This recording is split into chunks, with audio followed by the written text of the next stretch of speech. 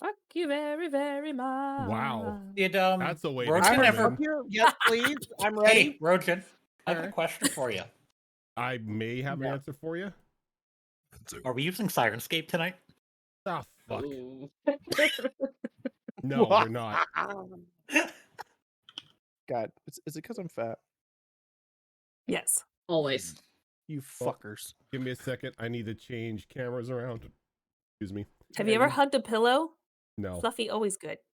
I fucked a pillow. I mean, There you go. Who hasn't? I mean, who Same hasn't? thing. Okay, cool. What about those long, beautiful pillows that have people on Yeah, there? no, we're body totally pillows? talking about the waifu and husbando pillows. Oh of yeah, we're course. totally talking about like wifey pillows. good night, everyone. Rojan's like, I can't fix this fast enough. Jesus Christ. He's not here at the moment. Obviously. Sirenscape. That would be a thing that we need. And why is Sirenscape? Okay, well, everyone gets to see my desktop. Everyone. I see everything. Oh God, what color's my underwear? I see nothing. You're not wearing any. It's a trick question. Oh, I actually am. Ah! Damn it, you were supposed to play along. Oh, sorry, I'm not wearing any. It's called roleplay, damn it. It's too late. It's cool role play. Too late Okay. now. You didn't put it in quotes. Rojan, I'm guessing from the mosaic we just saw that was completely out of order. Chrono Trigger. Yep. Excuse me. Now everyone gets to see the Destiny Forge chat with Macho Man Randy Savage. Dude, that Yeah. was that rap YouTube video was fucking amazing, dude. I was having a shitty day at work. I was just like, Randy Savage rapped. I was just like, the great thing about that. Did I give you the right link? Yeah, I give you the Sirenscape link. The great thing about that is that's an entire album. He has an entire album of him. yeah, I rapping. saw. I was just like, oh my god, there's like where was I when this came out? Like I don't like I was like a big wrestling fan still when this came out. Why didn't I know about this? This is glorious. I knew about it because one of the guys we used to hang out with that did that, you know, was in indie wrestling and everything. He supplied the music one night to one of the shows, and during that they were just playing the Macho Man rap album as they were getting set up for like the show at the night. Oh my god, dude, that's amazing. But yeah, Macho Man rapping is a legit thing. I have that song "Be a Man" on my Spotify. That's awesome. Right, just doing the last thing of capturing Sirenscape on the right channel. I'm reminding you now of the thing in my DM. I don't remember what you fucking sent me in your DM. I sent you a This is thing. why we poke you.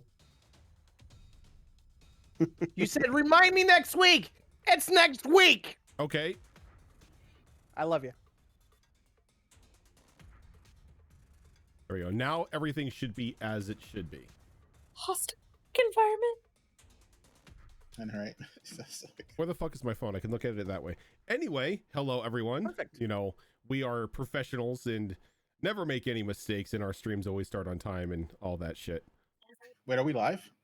Yeah, we're live. Yeah. Yes. Oh He's shit. talking to How us. Rojan can talk. He's talking to us. We've been doing I this didn't for even how re- many years? Come on, Az. Yeah, but I don't remember him like pausing, like blocking himself and then switching over. No, I- I did. I- You thought I just sat here and ate like 2 fish tacos on camera before saying, "Hey, Yeah. we're live"? I can just see you doing that. Just like, here's your face and just eating. Not even letting anyone know. I mean, I wouldn't. Can't put it believe I past gotta be here again tonight.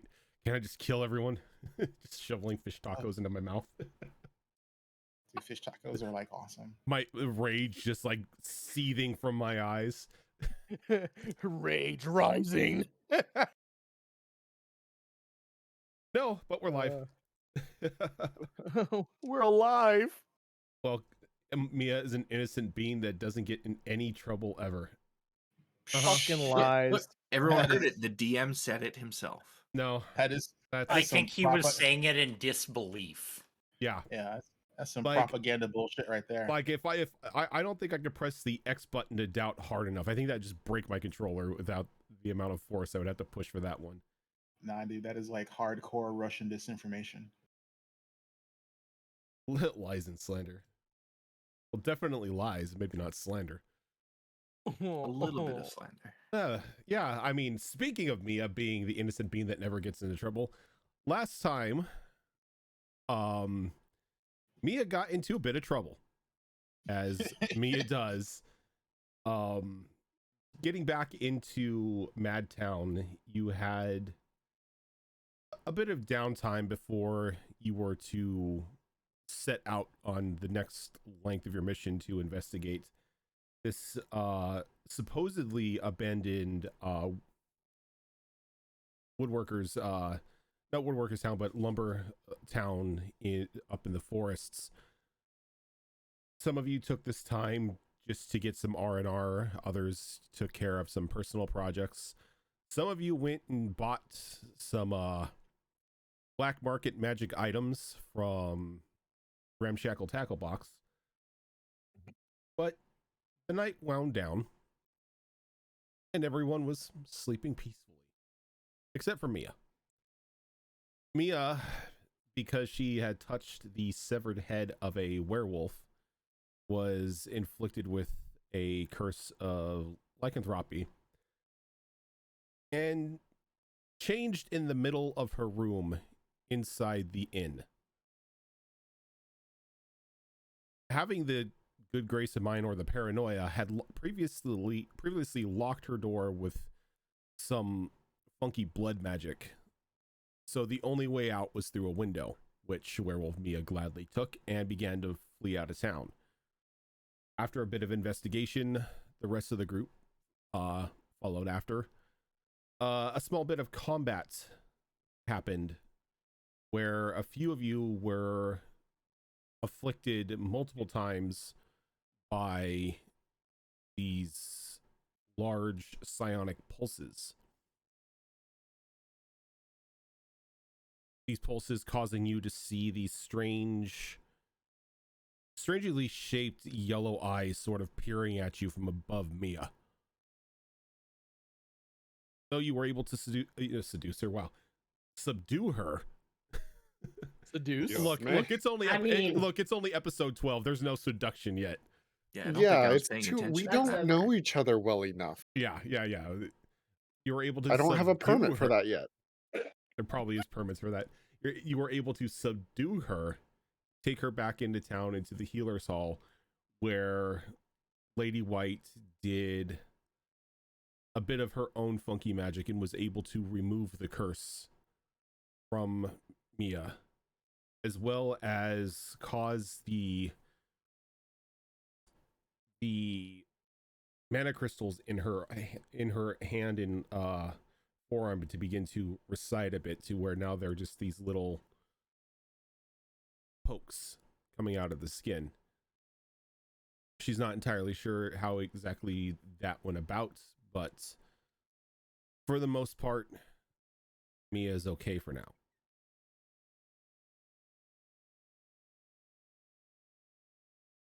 After seeing that Mia was okay, some of you stayed in the healer's hall for the night, while the rest of you returned back to your rooms to recover, to continue the much needed sleep. And so as we pick up today, it is the next day. Much like Madtown is full of early risers, some of you wake up with the sun. Not to your own liking, but because, well, if Madtown is one thing, it's definitely not quiet.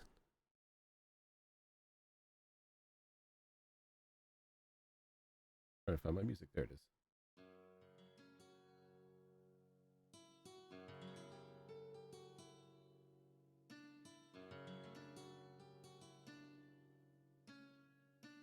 Mia. Yes, sir. You wake from maybe a thankful dreamless sleep, sort of staring up at the bed, or not the bed, but the ceiling of the healer's hall. Your clothing and your hat sort of awkwardly dressed on you, as if somebody was trying to get you clothed, but your unconscious body wasn't really helping in any sort of way. You're welcome for being thoughtful. On your right, on the small end table, there is a card with a small collection of beautiful flowers. Your name on the front of the card.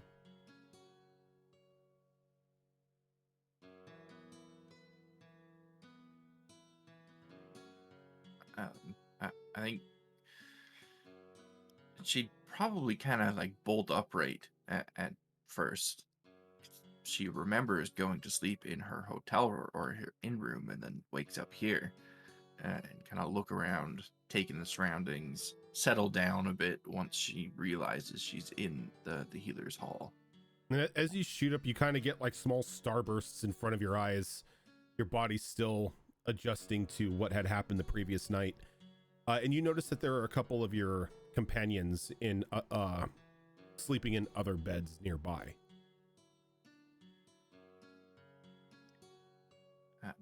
And noticing the card with my name on it,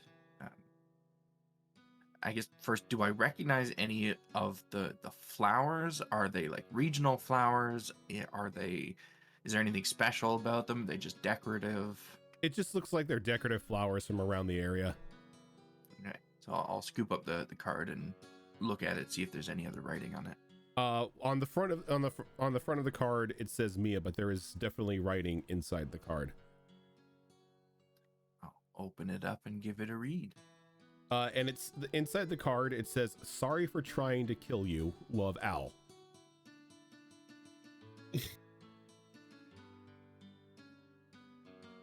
Aww.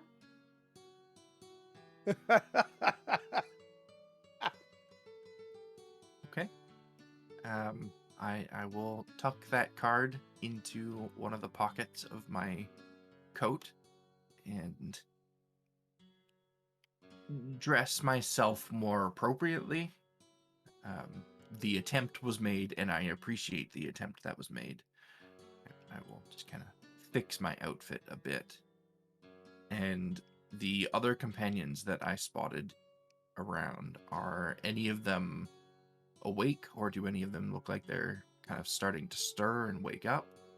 Or am I the first and only at this particular time? Those of you who are in the healer's hall, go ahead and give me perception rolls. Okie doke. That's what I forgot. Dice. There was a crisis this week, okay? Like, Look, I've been there multiple times forgetting to set dice up before until like the last minute on going live.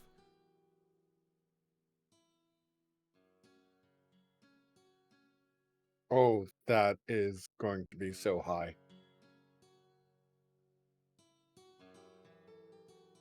25? 9. 25. 9 for Azure Claw. Who else was in the hall? Was it just those two? Yeah. Okay. So, Kunkaval, you are wide awake. With the coming of morning, there have been people constantly passing by your bed, checking on Mia, making sure the other beds are clean and ready to go just in case they have anybody come in. A lot of the helpers that are under Lady White's employ are doing their morning routine. Though Azure Claw is still passed out, pretty much dead to the world. Like there, you could see that there are times when people walk by and like bump his bed, or something gets dropped on him, and he's just passed out.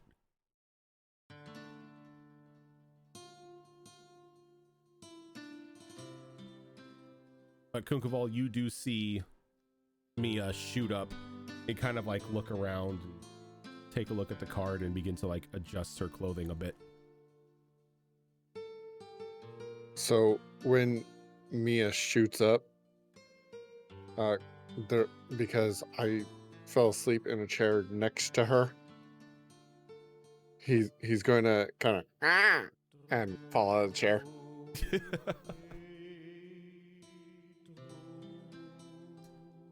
Kunkaval, sorry, I didn't mean to startle you. What happened? Are you okay? I'm fine. How are you?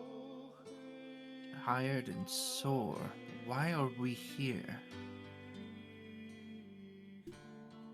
He's gonna get real close to her head, and as best as he can manage to whisper, which I can't whisper using this voice. Don't try to make me do it.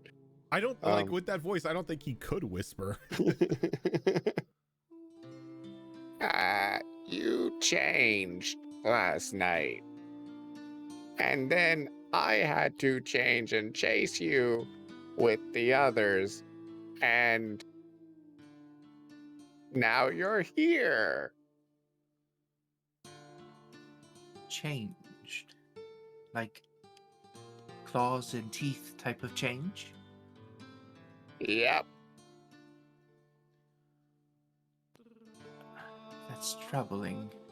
I thought I did a good enough job to lock myself in. I didn't know if it was going to be happening or not, so I took precautions. You jumped out a window. The window. I knew I forgot something. The window. Thank you. Quack, quack.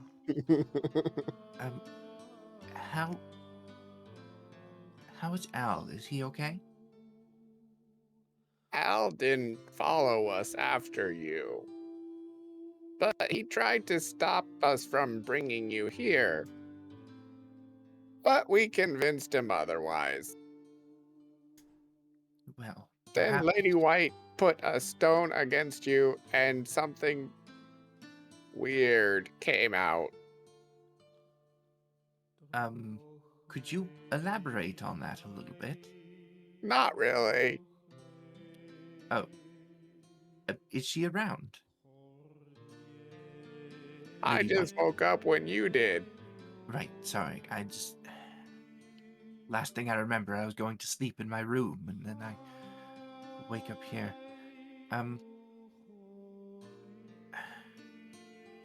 How did everybody get involved in this whole ordeal, or I mean, Pretty much. when I changed the last time, I woke up not wearing my stuff, but I was wearing it this time. I guess what I'm asking is, who saw? Mostly just us. And Lady White. And Lady White. And Lady White. Okay. She helped you. And you said she used a stone of some kind, and a thing came out of me. And as you say that, a jar is kind of like tossed into your lap. Oh. And this jar is now what used to be just that small writhing mass that you saw previously, Kunkaval, has sort of like spread on the jar to where it's just sort of suspended in the middle. And every now and then you can see just this small gray bulbous bead kind of like rotate around inside the black mass. That is what I took out of you last night. I see. What is it? Pats her on the head. Thank you. That's... I am not entirely sure. But if I had to guess, what you're looking at here is your unadulterated, coalesced evil. Oh, Evil in a primal state.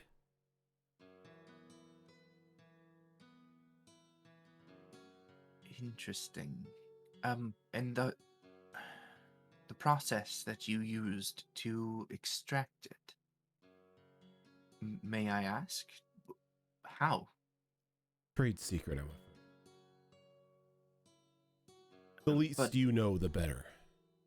if there's more of this out in the world, wouldn't it be good to spread the information for the cure? Mia, if there is more of that out in the world already, pardon my language, but we are already fucked. Well, if I got information for you. I don't know why you have information from me. There may very well be more of this out in the world. A great deal more of it. And she kind of looks at you like crooking an eyebrow, not really sure if you're serious or not.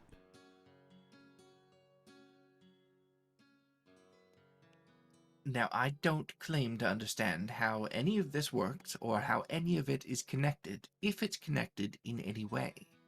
But to run through really quickly, I touched things I shouldn't have touched. I got, let's say, infected. Oh yes, I've gotten that story before. I'm completely well aware of how one simple bungle turned into last night's escapades. Yes. So did you hear about the part where this infection connected me to other creatures in the world? That I did not. So, friendly advice, don't say another word to me. Whatever you tell me, I am required to report to the church. And Yes. the last thing I need is any foolhardy inquisitors down here looking to make a name for themselves. Agreed. So, I will not say another word. However, you don't have to report all of this to the church, do you? Last night was just me simply helping somebody that came in who was injured. Not to mention, what am I supposed to tell them? I have a physical embodiment of evil in a jar in the healer's hall. About that, you don't mind if I take it with me? Oh do no, you are not taking it with you. No. This is staying with me for further research. But what if one of these inquisitors you mentioned decides to stop by and happens to spy it in your possession? Then I can make something up. Much better than a grand healer in good standing with them getting it than a no-named mage running around. I suppose there is a bit of truth to your words there. So, knowing what I have said and what I will not elaborate on, would you perhaps now be willing to share your secrets with me? Again, I can't. The less you know about how I healed you, the better. I would be lying if I said I'm not at least mildly concerned by this. As you should be. That's not making it better. The procedure I did on you last night had about a 92% chance to end fatally for you. Okay. I suppose I wasn't exactly awake to give my consent to that, so I'm glad it's worked okay. out. It's okay. Kemet gave their consent. I'm sorry? Kemet gave their consent. Were they aware of the odds? I don't believe I told them the odds. No. Oh. Perhaps next time tell them the odds.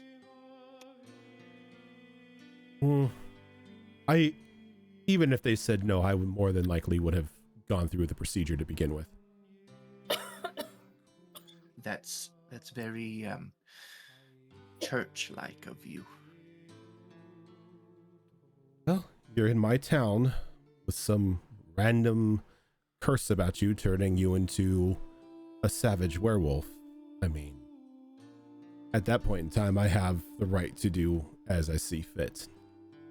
I suppose you do have a point there. Lucky for you, I was here, or Alistair would have been able to flex his church muscles and properly execute you. Well, it seems he, I don't know, had second thoughts? Maybe what everyone's saying about him is true. He is one of the good ones. He is. It's just at times he has to keep up appearances, and well, when a group of people bring in a suspected werewolf with proof of them running amok through the town, well, he's gotta, act on his training. Well, I certainly understand the need to keep up appearances, so maybe I'll try to be a little more understanding with him in the future.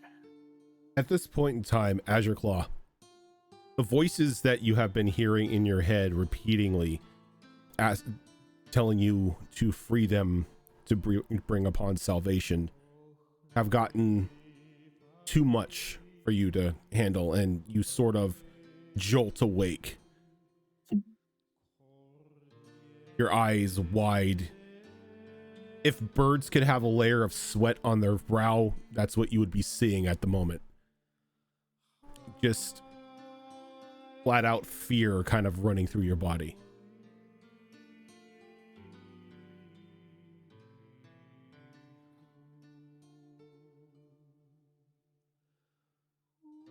His feathers are all poofed up and all ruffled.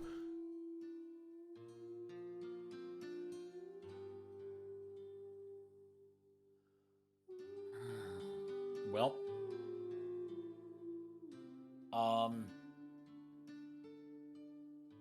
after being really jolted awake by my own mental state,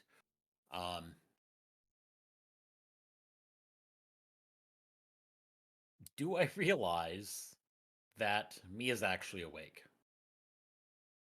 It takes a moment for you to get your bearings, to see completely where you're at. You're kind of looking around a little panicked after a good 6 hours of hearing some disjointed voice demanding you free it. But as reality starts to set back in and your breathing starts to normalize, you do see Mia sitting up and Lady White and Kunkabal next to her bed.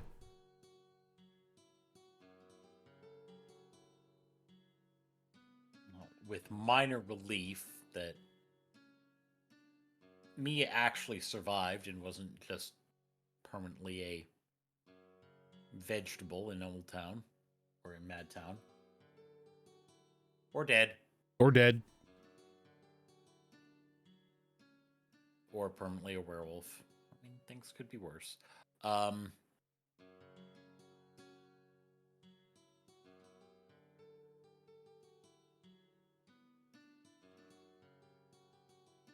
remember if I actually know that Mia heard voices in her head. She's mentioned it. It's been mentioned a couple times that she's heard something talking to her, and she's had a conversation with something previously. Mia, still hear voices? Not at the moment. I could try to reach out, see if they're still there. Why do you ask?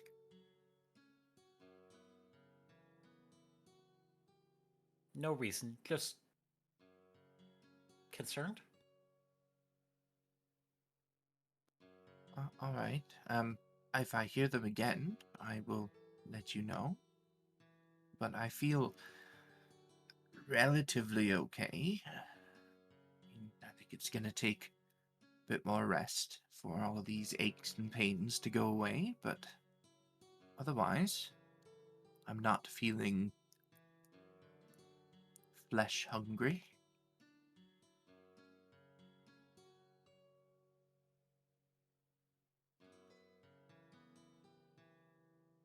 Probably a good thing. Are you all right? Were you hurt? Is that why you were in here, or were you just here to keep me Keeping company? eye on you. Okay, that's good. I'm glad nobody seems to have gotten hurt. Not that we know of. So, what's the plan then? I mean, I take it I'm free to leave, Lady White. No, you seem to have all of your factors about you. I see no reason as to keep you here overnight. Though, when you do Plan leave... is, I'm sorry, Kukumbal? plan is, you need to eat. And he Oh. puts a jar in front of you with 10 beetles in it. And like almost on cue, as Kunkval mentions that, your stomach begins to growl and you feel famished, as if like you haven't eaten for days. Yes, thank you, Kunkval. You do need plenty of food and plenty of drink today. Good to know. The process took a lot out of you. But when you leave, and she kind of grabs the jar, let's not mention our little friend here to anyone else. Right. I will keep it between us. That goes for you two as well. And she points over to like Azure Claw and Kunkval. Saw nothing.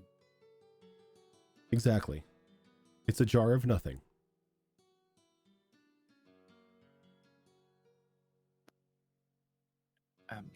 Kunkaval, as much as I appreciate the gesture, I'm afraid a few bugs probably aren't going to fill my stomach. I should get a proper meal. Yes, they are. Did you look quite small? I just don't Trust think you look... Kukoval. And you see Lady White kind of like take the jar and open it up and reach in. And she takes this like very long centipede and she just drops it in her mouth and begins chewing. He's right. They're not bad. I don't have an aversion to eating bugs. I don't think a few small ones is going to do the job, I'm afraid. Oh no, you're going to need at least what is known as a lumberjack's breakfast to settle the hunger in your stomach at the moment. I appreciate the gesture, Kunkval.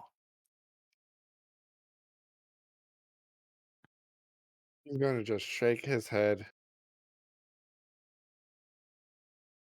If he had tear ducts, he would cry. He's going to offer some to Azure Claw.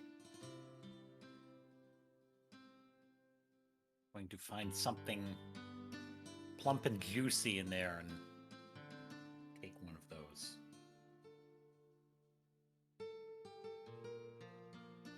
Azure Claw and First one to eat Kukuval, my good beetles. bug bros. I would eat them, but I don't know that they're good beetles. Mm-hmm. He best tried beetles. to tell you. So I do believe Said they'd take care of you. I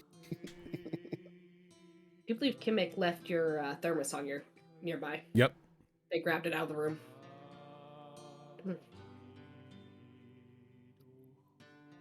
So before we leave, Lady White,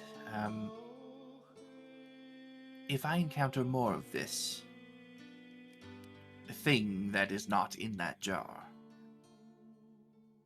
what would you suggest I do? Bring it to my attention before anyone else. If you can, at all possible, get a sample. I'm going to run some experiments on this one here, but the more that I have, the better. I will do my best. And should you decide at any point that you want to share those secrets, That's not going to happen. that's unfortunate. I believe there's somebody out there that needs my help, and those secrets would go a long way. Then you'll have to find your own way of helping them. I'm working on it. The stone that I used the last night is rather expensive and tiresome to craft. Well, it just so happens that I have my own expensive stone that's going to play a part in what I'm doing. Well, then let us hope that that stone can provide assistance if need be. Yes, let's hope. And let's also hope that it has a lower mortality rate. Well, as long as you don't come across anything infected like you were, I don't think you'll have to worry. Right. Yes. No more of that. Well, shall we go, get some breakfast, everyone? My treat for all that you've done for me.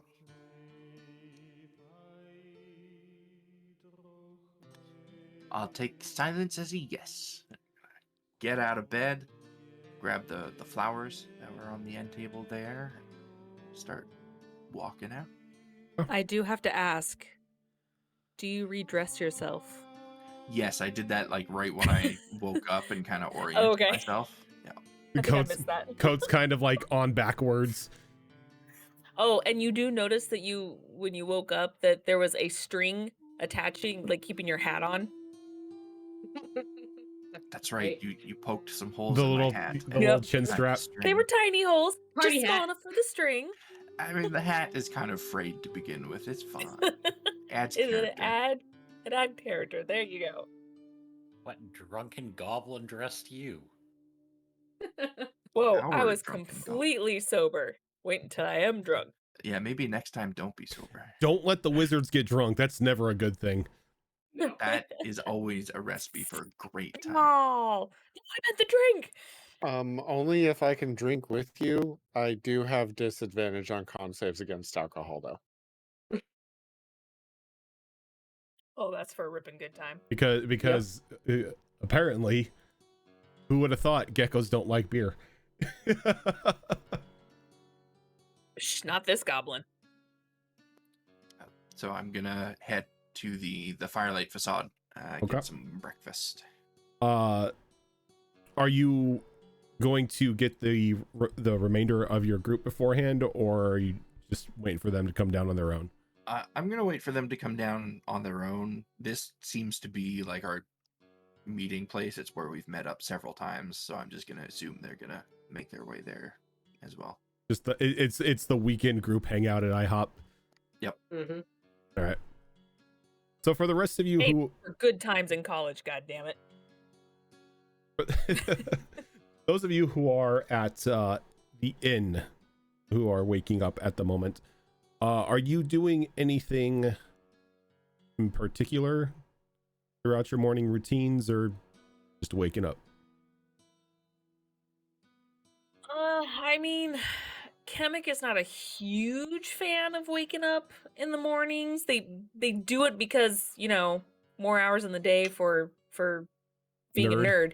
But it's like, oh, I'm kind of used to being nocturnal, but I had to flip everything and I'm still not used to it. But they do eventually get up and kind of just get dressed, kind of read through just some books, some light reading, mostly their journals, a lot of research journals and stuff like that, just kind of refreshing and catching up, seeing what needs to be done, kind of like a little to-do checklist, before waiting for Nalani and everything and grab breakfast. So a little bit of a morning routine.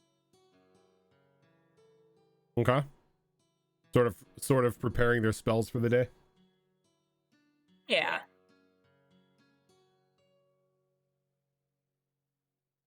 No, Nalani's just gonna get up and go about her normal morning stuff. go down for breakfast. Gimmick. When they're ready. Oh, jeez. What about Okay. Al and Yuriko?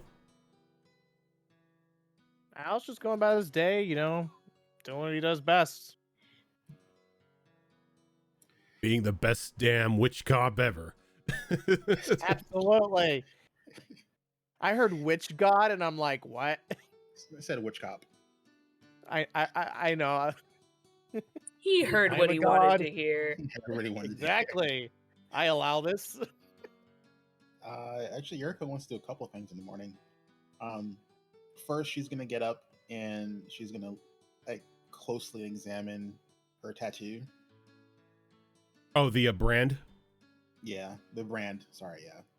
Okay. When you look at the brand, it kind of looks like it's settled down a bit. It's not as burny at the moment, though the skin around it is still a little tender. Though, if this were to be like exposed, it would definitely be an attention grabber. This isn't anything of a subtle brand. It stands out. She is gonna say softly to herself, "I wish it was in a more inconspicuous location." But it is what it is.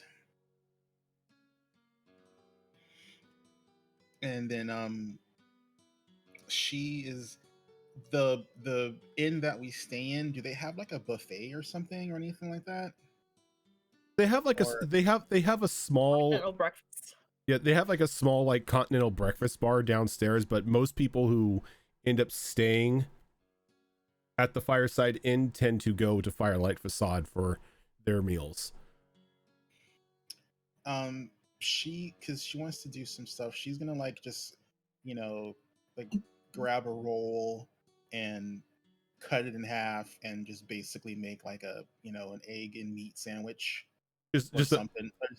just like a basic Jimmy Dean sausage or something. Yeah, Yeah. she's just gonna like, like, and then she's just gonna go. She she knows about the ram. She knows about ramshackle and tackle, whatever. Ramshackle tackle Um, box. yeah, because she wants to buy new strings for her kodo. Mm-hmm. Um, and she doesn't know if she'll be able to get any there, but she's hoping if they don't have any, at least they can tell her where she can get some. So she's gonna head over there and see if they're open yet. Okay. And is everyone else heading downstairs to Firelight Facade for breakfast, or are you gonna make Yes. use of the continental area? Facade. I'm gonna go down and relax. Okay. What about Al? More than likely, yeah. Okay. So the majority of the group goes downstairs and sort of meets up at what has slowly but surely become your table at the restaurants. And I'm trying to find my notes here. I had Firelight. There it is. Kimish takes your orders as he normally does in the morning and takes them on back, leaving everyone with their drinks and some time to socialize. Though those of you who are at your table do see Yuriko kind of wandering off with a breakfast sandwich in her mouth, sort of heading off down into the direction of Ramshackle Tackle Box.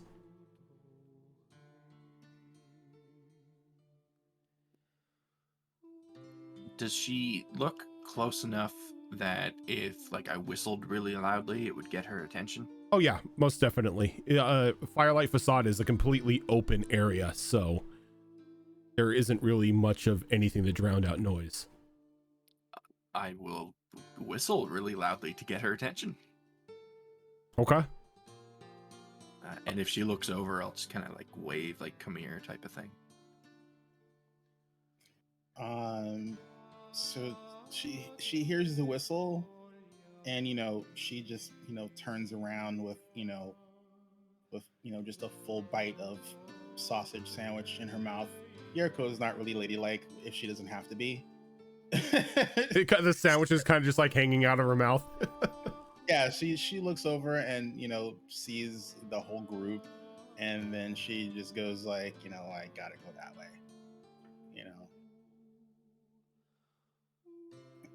I don't Yeah. even, does that even mean anything? I just What, instinctually this? touched my wrist. Yeah. Yeah, because are there watches a thing?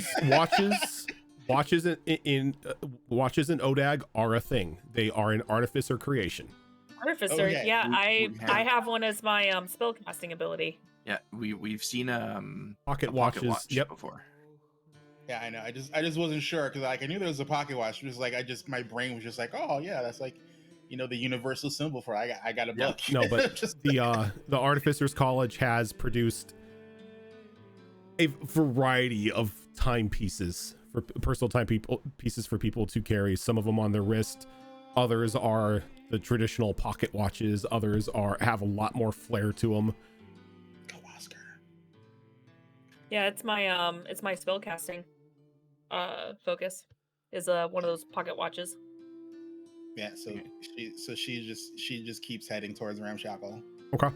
Okay, so seeing that universal motion, whatever it happens to be in this world, Mia will try to respond with a motion that kind of comes across as to just find us when you're done type of thing. Okay. So you kind of just like give like little hand signals back and forth to each other, and Yuriko goes on her way. Yep. Trots off. Giant boomerang waving behind her as she walks.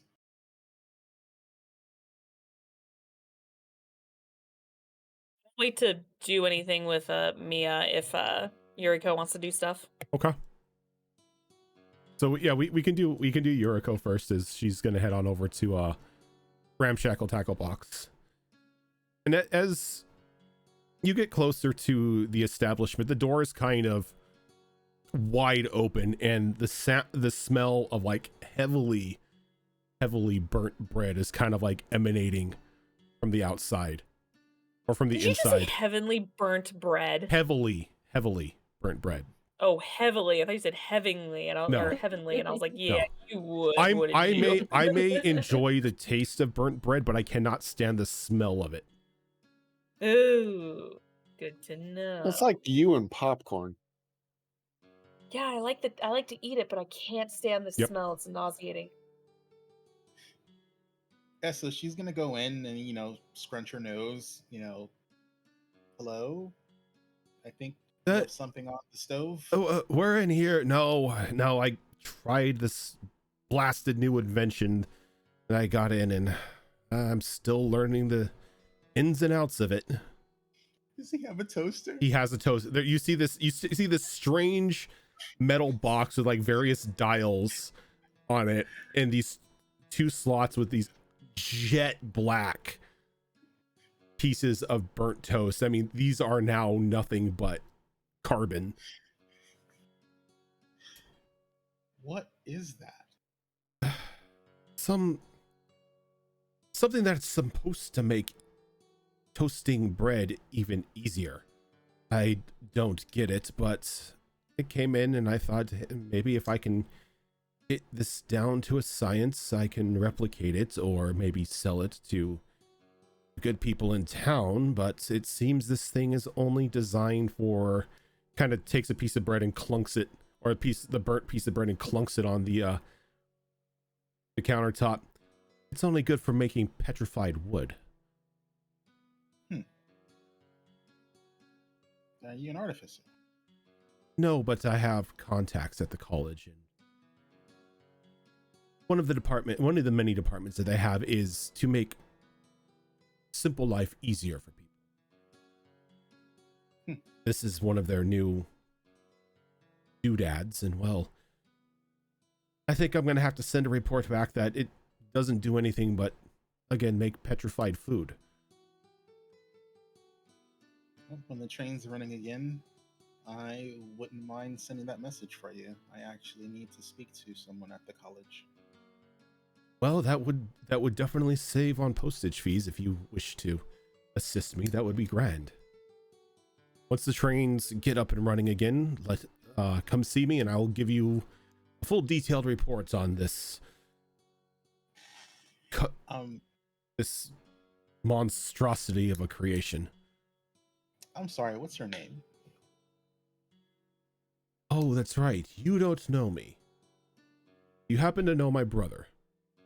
And he kind of points over to like the black cat, kind of probably about like 4 feet away, sitting on the counter, just staring at him judgingly. Are you she looks hard at the top of his head. He's like, I'm like a tabaxi. I'm Reginald. That's Stitch. The rest of our brothers are around here somewhere, but this one won't stop giving me the stink eye because I burnt his morning toast.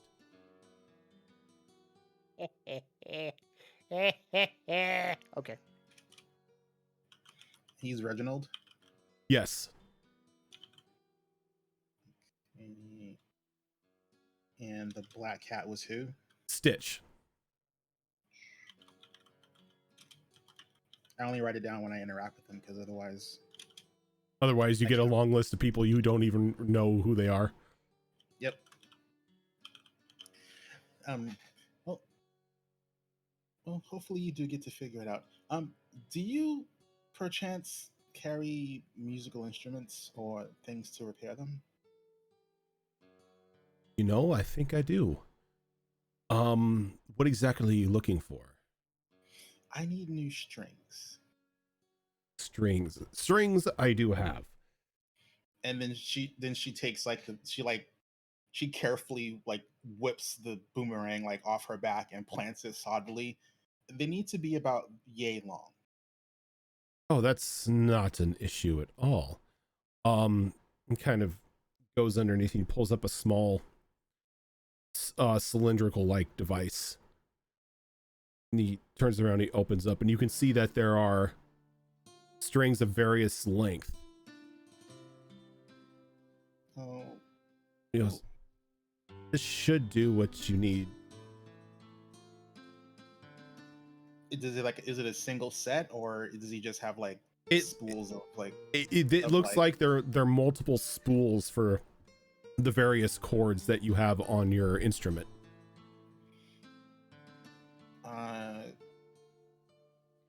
I will take 2 sets. You want 2 sets? Very well. Well, he kind of closes the tube. He's like, this is 1 set, by the way. Oh, that's fine.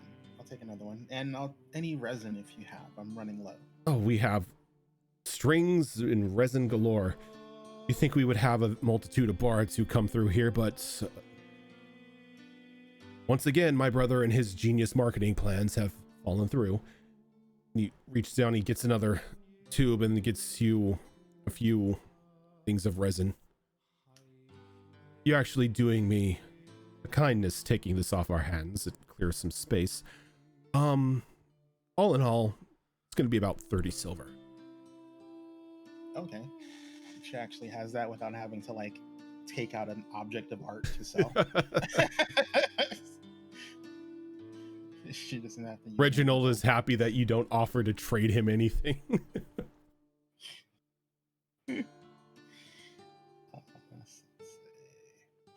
How much was it? 30 silver. 30 silver, perfect. And each one of these sets should allow you to restring your instrument about 4 times. Oh, awesome.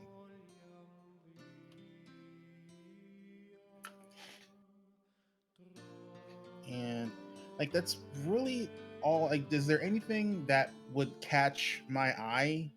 Because I know it's kind of it's like Bimmies without the boom. Yeah, it's pretty much what it is. It's Bimmies without the risk of setting off a thermonuclear device inside the middle of town. It's Bimmies, but cats. It's Bimmies, but cats. Yeah. So I mean, yeah. so like I mean, she'll just give the place a once over to see if there's anything that meets her her eye. I mean, because she's been in this town for a while and she hasn't gone shopping. So I mean, And you know. inside the tackle box, there is pretty much any mundane thing you can think of stuffed into like various corners of the establishment.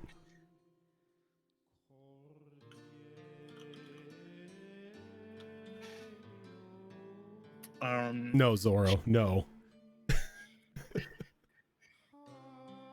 She would be interested. Oh my goodness. Oh, Oh, Welcome to Pussycats.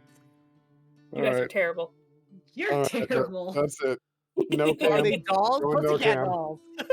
You know what you did, Zoro. I did. I did. Jeebus. Worth it. So is there anything specifically that like anything you're hoping to catch your eye?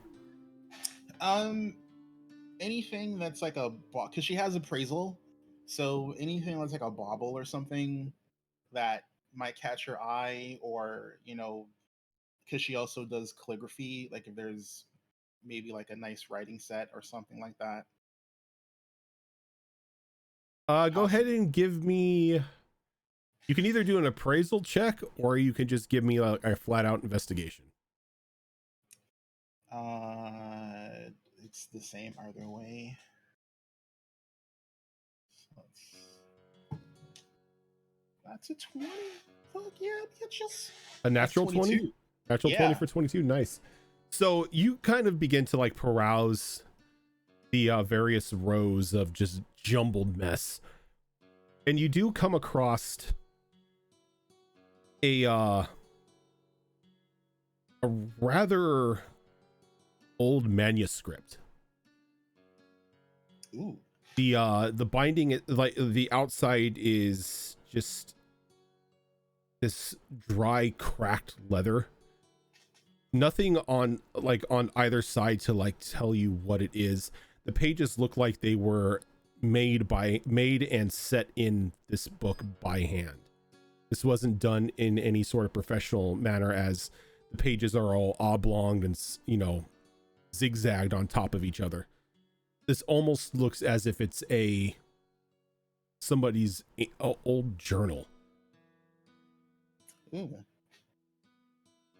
Is it in common or? When you open the book, it is definitely in common, and just flipping through a couple of the pages, this manuscript itself it seems to belong to some old general dating back maybe a good 150, 200 years, talking about military strategy, troop movements, outcomes of different battles. Did I just find the Art of War? No, you did not find the Art of War. Because that would be awesome. Like I found Sun Tzu's personal journal. Sun Tzu just like at one point in time ended up in Odag. Oh yeah, she's totally interested. She takes her right up to the counter and she goes like, "I'll take this as well." All books are 2 silver. Okay. That is fine. Did you roll appraisal or did you roll investigation? I rolled appraisal. Okay, so you know that this this manuscript is well over that price.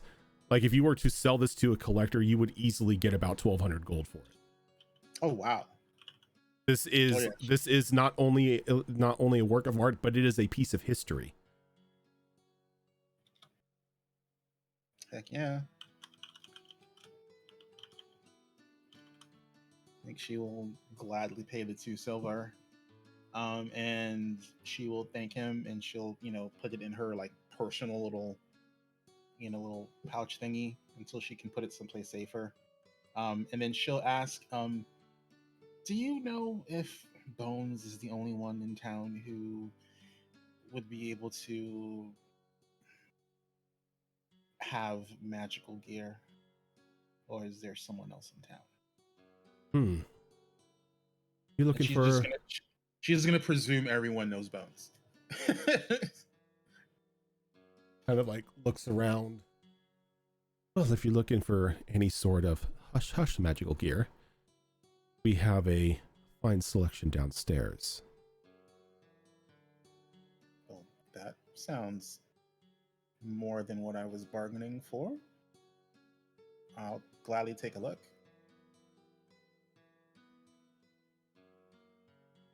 Stitch, you have the counter. Kind of takes you down, takes you behind the counter and opens up the trap door down into the basement. Like, and what sort of magical items are you looking for? Hell, I'm very peculiar about what I like to use, and she'll point to the chakram she has at her side, and she goes, this, but it's one of a kind. The reason why I need to go to the Artificers College is I'm trying to find a way to give it a do little, something with. give it a little pizzazz. Yes, I'd like to have it be able to come back without worrying about missing it. I mean, yes, that is the dream for anybody who uses any sort of thrown weaponry. Don't think I have anything like that. Those I'd be are totally surprised if you did. very rare and very expensive to come by. Not to mention, most artificer weapons are built on the customer's specifics. They're not really something you could find out and about in the world. Well, in the shops of the world, anyway. I mean, you kill somebody with an artificer weapon, you can take it. That didn't come from me. So you're looking for weapons or anything to give your weapons a little extra kick. Or if you have any gear, something that could help, with my personal protection. Like I said, I'm very peculiar about the weapons I like to use. It'll probably be easier to find something that can benefit me armor-wise than to find something that I can use weapon-wise. Well, then that will be over here, and he goes over to the wall where the arcane items are sort of hidden behind, and he presses on a stone and folds out. And you see various manuscripts and scrolls and everything, but he walks over to one corner and he pulls out a small selection of rings. He goes, we don't necessarily have any armaments or armor, but mayhap one of these rings can help you. You said you wanted something that gives you a little more protection? That would be these two. Kind of takes the rings and puts down. One of them is a solid gold band with 3 what look to be almost microscopic emeralds set into the facets. This will allow you to conjure up a spell that some of the mages know as shield. Gives you a little temporary oomph to your protection and stops some pesky projectiles and projectile magic from causing you harm. I've seen that. This one here is a little less spectacular. It's just like the slate gray ring, no special markings or anything on it. This is just your average everyday ring of protection. Will harden your defenses a little bit, make it a bit harder to actually cause you any physical pain or damage. Can they work in tandem? I'm very new to this whole magic. I would assume so. As long as you haven't attuned to anything else. The ring of protection itself is like everyday use. You just slip that on and it gives you the protection. The shield ring, on the other hand, you're going to have to attune to, as it's a bit more, it's got a bit more pizzazz to it. And I just need to what I think just wear it for a while. I think. Well, the way I've seen mages attune their items before is they stare at it for an hour. Seems fairly odd. Oh, very odd. I honestly don't understand it myself, but staring at it for an hour seems to work. Well, I'll give it a shot. I mean, I have some cohorts within the Mad Dogs who are knowledgeable in the ways of magic. So, if anything, I'm sure one of them can help me. Probably for a price. You may run into a couple of them.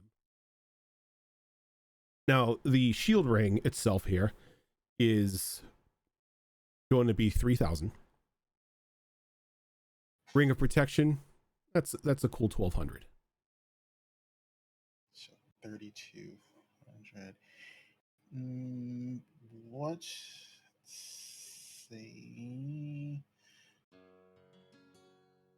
see. I am going to try and fail a persuasion check because I'm not proficient.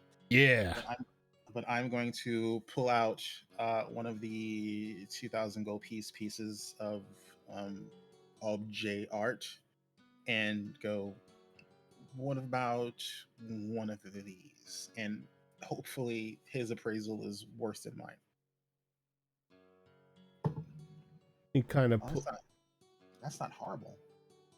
That is for me, that's a dirty 20. Nice. So he kind of looks it over, pulls out like a small like gem cutter's ocular, and yes, I like what they've done here. Quite beautiful, mid-century piece maybe, but you could totally tell he's completely bullshitting what he's saying.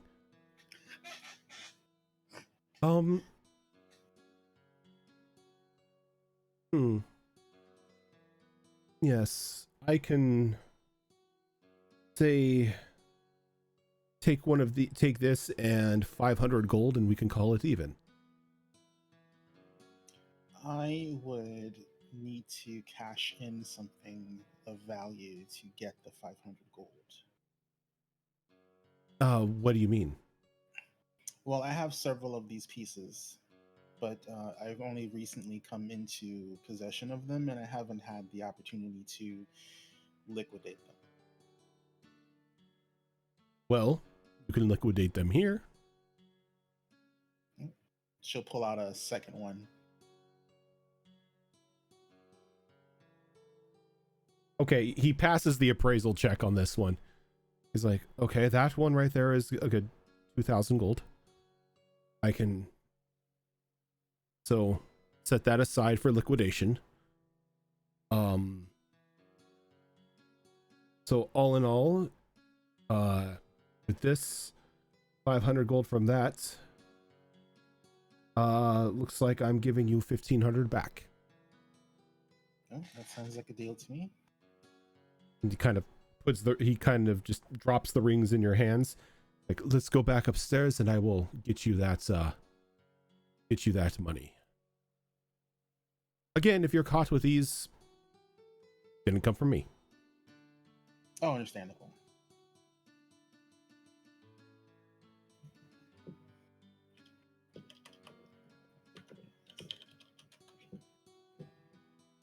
And doing math, so I don't have to do it in my head.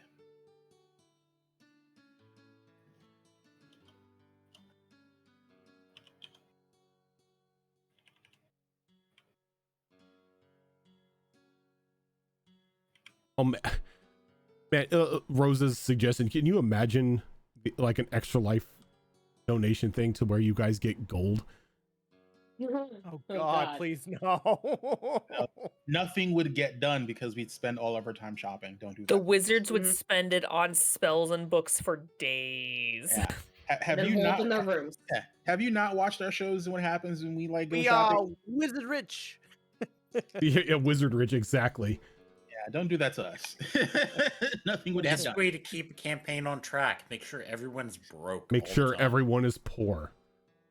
Or give them just enough to do a shopping spree once they get into a town, and then make them poor again.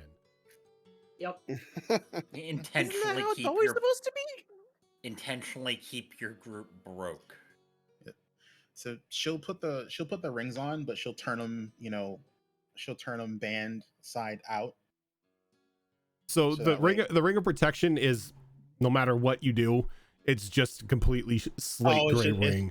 It's okay. There is no beauty to this ring. It is the most mundane looking piece of crap you've ever seen. Word. All right, that's fine. The shield ring though is kind of hard to turn it because every way you turn it, there's always a at least one of the green emeralds. Okay, I got Be you. able to see now with this ring, once you attune to it, each one of those emeralds is a charge that you can use as a reaction when just like the shield spell, but it's got 3 uses, and it regenerates 1d3 a day every 8 hours after a long rest, And the max is 3. and the max is 3. Alrighty, that works. So she'll thank Reginald, and she'll say, "I hope we can find a reason to do business again." I as well. You and your friends have basically made up for our losses for the year, so thank you for that. No, oh, you're welcome. Don't want the dragon going there.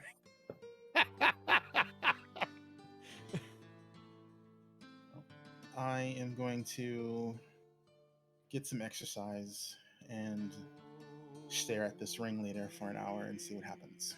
Okay. They're just going on like a slight jog. Actually, what she wants to do is, and like we can cut after that, because you can just tell me yes or no. Basically, she's gonna go to where she buried the trident and the cloak, and she wants to see if that's been disturbed or if it's like now clean, snow. Okay. So she doesn't want to take it, but again, like this whole magic thing really has her fascinated, so she wants to see if somehow those things are gone. So throughout the night, again, there was maybe a light snow that kind of has covered up where you've buried. So Rose, Yuriko can't really tell if they're still there or not. But seeing as how you now feel that eldritch energy and the tingle in your brand, you have a good idea that they're back in possession of the Snow Mother. And then she's just gonna go, interesting. I have to see how that works.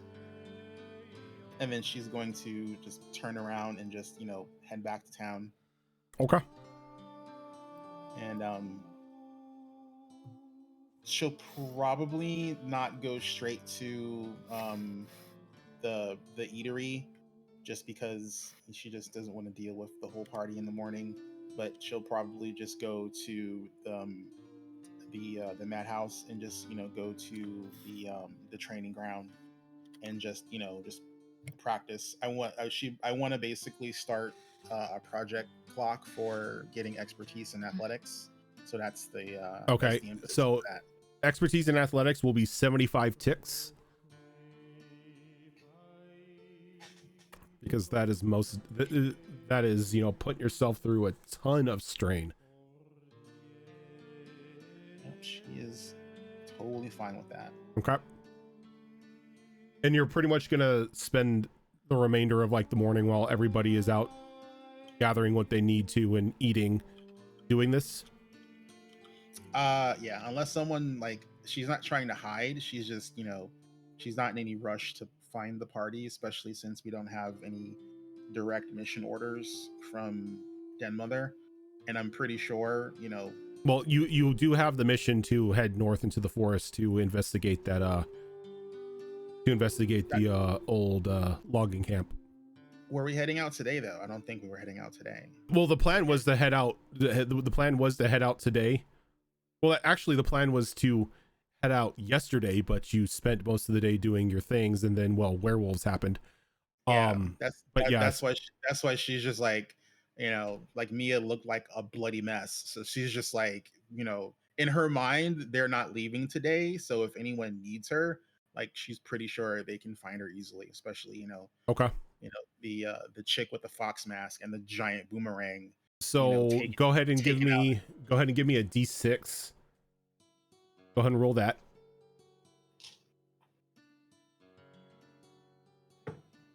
That's a 3. That's a 3. Okay, so that's 2 successes on your 75 clock. Awesome. All right. Okay. And that's all she's gonna do until someone comes to find her. All right. So while Yuriko is out and about doing her thing, everyone else is enjoying each other's company back at the Firelight Facade as your orders have just been put in. Yuriko sort of wandering off with her makeshift breakfast sandwich in her mouth. Your drinks are already there. You complimentary appetizers as well to hold you over while your typical breakfasts are being made. I see you are up and awake. I am. Thank you for everything that you did. I appreciate it. Next time, at least for now, don't touch any dead creature. Well, next time I'll remember to lock the window as well. I don't think that will help. Yes. Well, it seems I'm cured of that particular part of the ailment. Well, perhaps. We don't know if what's going on with the crystals and everything is still affecting things. But for now, they are dim, so perhaps it buys us. Perhaps some time. Or at the very least, gives me a little bit more control than I had before. Indeed, way. but I would be careful what I touch. Yes. Either way, I will be cautious moving forward, especially if our intent now is to go into some woods that have a plague of some kind running through them. Don't really want to be touching any of that. Gloves. Gloves, yes. And magical hands. Oh, speaking of magical hands, you and I need to chat again later. What did I do this time? Oh, I don't know, but I know it's connected to you. Oh, I was saying that in jest. I didn't think I actually... yes, all right. No, it involves you. I just haven't put the connection yet. Well, either way, I appreciate everything you did for me. All of you. And she kind of gives Al a quick glance when she says that as well. He just eats his sandwich. Kemek looks over for a moment like, this asshole was gonna kill you. Just kind of like that little low glare for a moment and then back to eating. I mean, he gives a nod. He just goes, Yep. Does not confirm. yeah. Oh, look, this food is delicious. Yeah, dope monk shit.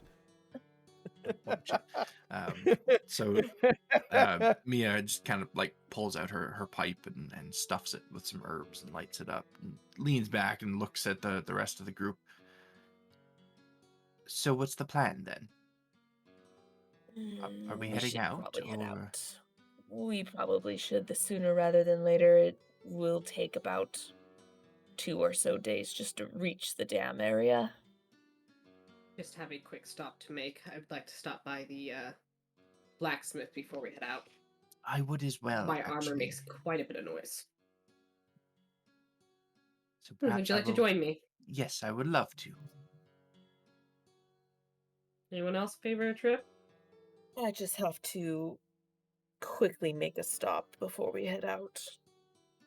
Yeah, you guys got any recommendations for shops? It's been a while since I've shopped somewhere.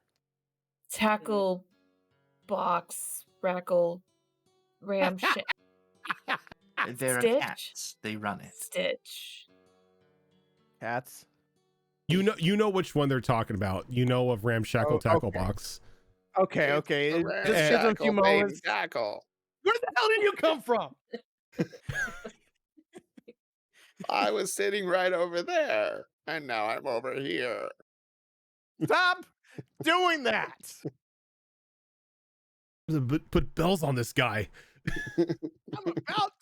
I'm about to put a magical bell on him somehow, and I will find a way. No. We do not mess with magic bells. And then we just hear No. flap flap ding ding as he's walking.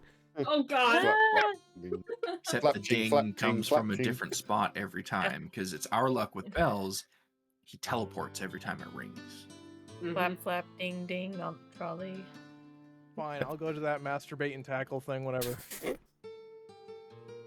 I think that's a completely different. This is the shop on last the other time. side of town. This is the last time I give any of my stores, clever names.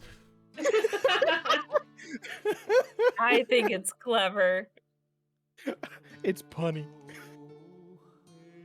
All right, so a couple brief stops.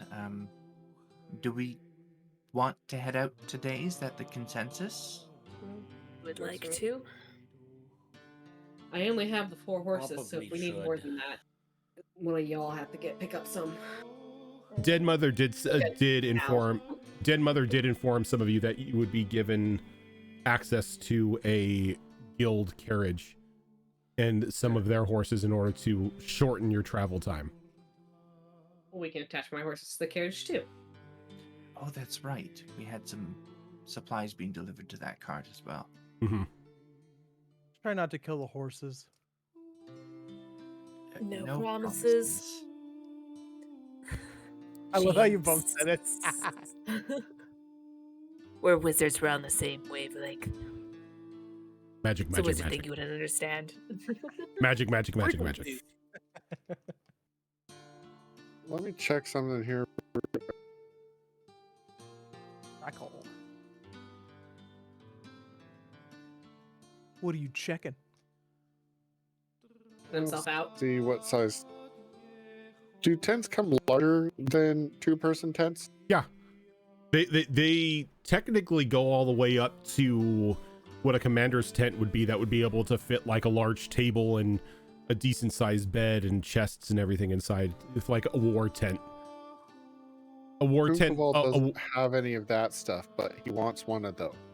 Yeah, a war tent itself can easily house everyone in this group if they were to say sleep in bedrolls or whatnot. An unfurnished war tent can easily fit 8 to 12 people.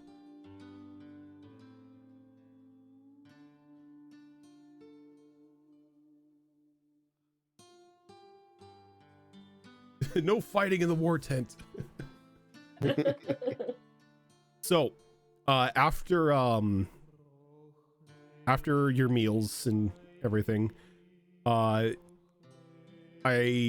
take it that there are, like from what you've said, that there are those of you who wish to go out and do their own bit of shopping in preparation for what is to come. Yes. Okay.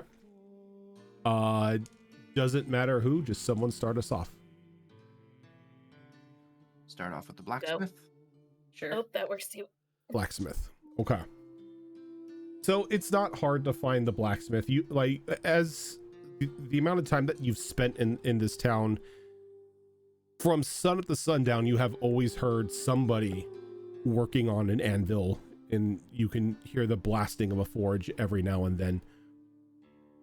And following the sound, it takes you to a small shop near the opposite end of the town. Small and close spaced with an attached open area to where a forge is at. The shop's name is Ballad of Blades. Following the sounds, you walk into the open forge area, And before you is a rather large, beyond middle age, what did I make him? Goliath. Various scars around on his body, a rather deep one, kind of like going from his right shoulder down to his left hip. Graham Crackers, thank you for that raid.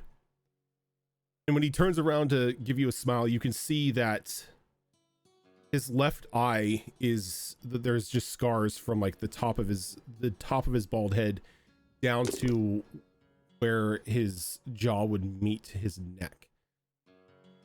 It looks as if this guy has been through the ringer quite a few times. There's probably a moment of hesitation from Molly as we enter, and she sees that it's another Goliath before she continues in. Just a moment to collect herself.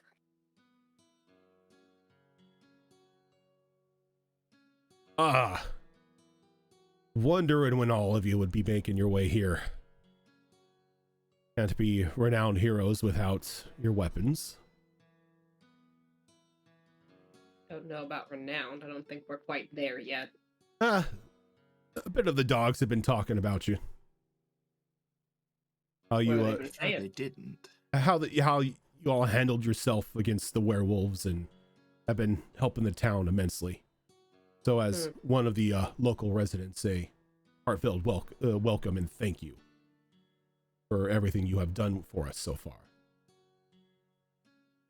Name's Grimjack, by the way. Well, I am Nolani. She'll turn as if she's going to introduce Maya, because I'll have it with Kimmick, and then stop.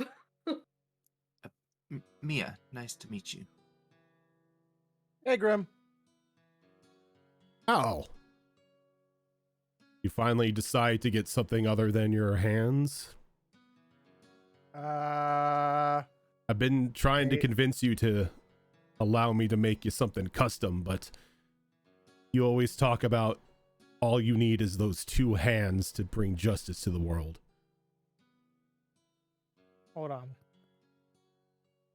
Yeah, he rolled a 1. Yeah, sure, whatever. Perfect. I've been working on something on secret just for you when you finally crack and let me give you a little more oomph to those punches of yours. Oh, fine. And gives Al a nod and looks back over to Nolani. Not every day I see another one of us around. No, I didn't expect to run into one down here either. You a local or you from up north? Been around. Same here. So what brings you here? I'm looking for something that makes a little less noise when I move. Currently wearing some scale mail. Kind of alerting everybody as you move. Yeah, makes it a little hard. Kind of walks over to you, and as tall as Nolani is, he is probably about a head taller than you. Kind of looks over the armor. He's like, "Yeah, it's pretty standard. I can do something for you. Make it, if anything, quieter." Be nice. How's it on? How's it on the old protection? Yeah, about as well as average for the armor type. Yeah, it does look average. I can do better. It's not like we get a lot of supplies where we're from. This is true. You got to do with what you got. Speaking of which, if you have any upgrades for this either, she'll hold out the glaive. Oh, I can definitely do things with that.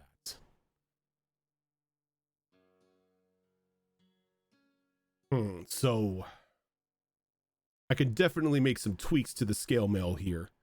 Give it a bit of reinforcement, make it a little bit quieter, or he kind of points over to a wall. I've got various mails, leathers, shirts, helms, whatever you need.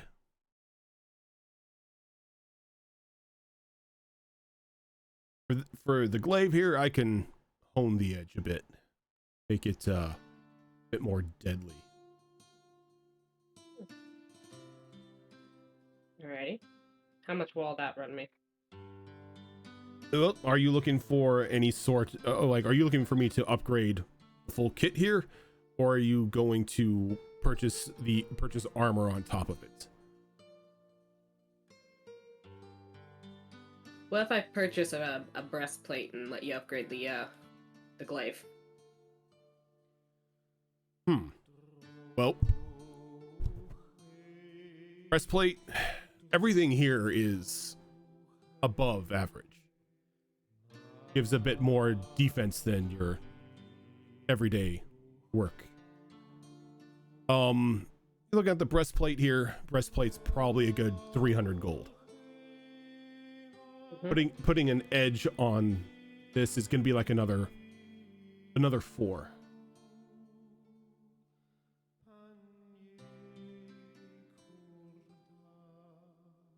Okay. But I stand by all my works. They are guaranteed not to fail. Well, with that guarantee, do you happen to sell any glaives? Because I could just replace this. Again, it's fairly average. And he sort of motions over to a row, not a row, but a stand full of pole arms, and you do see a couple glaives there.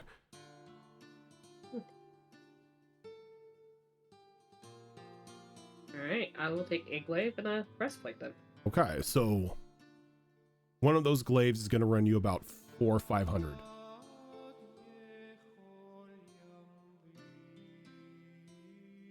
$300, so that's 800 total. Now, are you looking to trade in what you currently have? Sure.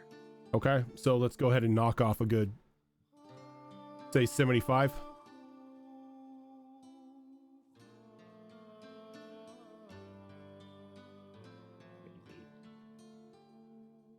$725 gold. Do you have change for... And she'll pull out a piece of jewelry. All I have is trade. Oh, we can do that. We all have different forms of trade here in town. Most of the time, the dogs come by looking to upgrade their gear, and well, they've got furs and pelts and other various things they've lifted off of their kills. So I make do with what I've got.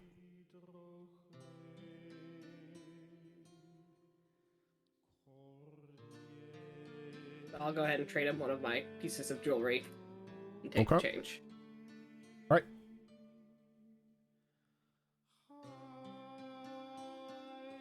And true to his word, the armor fits comfortably. There's no places where it's pinching or where it's sort of hard to move. The breastplate and the glaive have both a +1 on them, as they are masterwork weapons.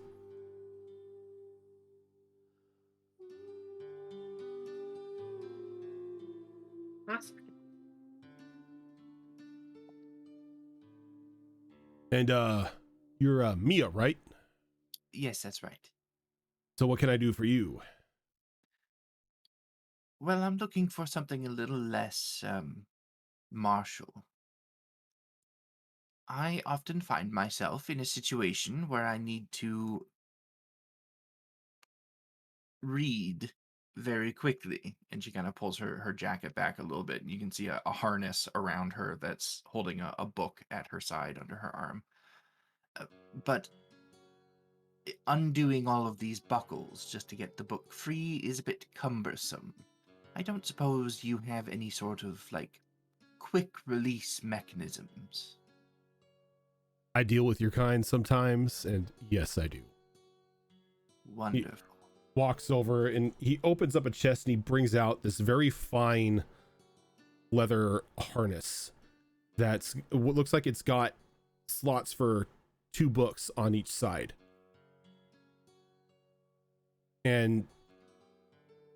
he sort of sticks one of the books in, clasps it down. Like, as you can see, full movement. Book doesn't jingle around, but when you need it, and he just grabs the book and rips it out, and the buckle comes undone. Great thing about this, only you can do that. Anybody reaching in is going to have to pull out a different angle, and it's going to fight. Beautiful.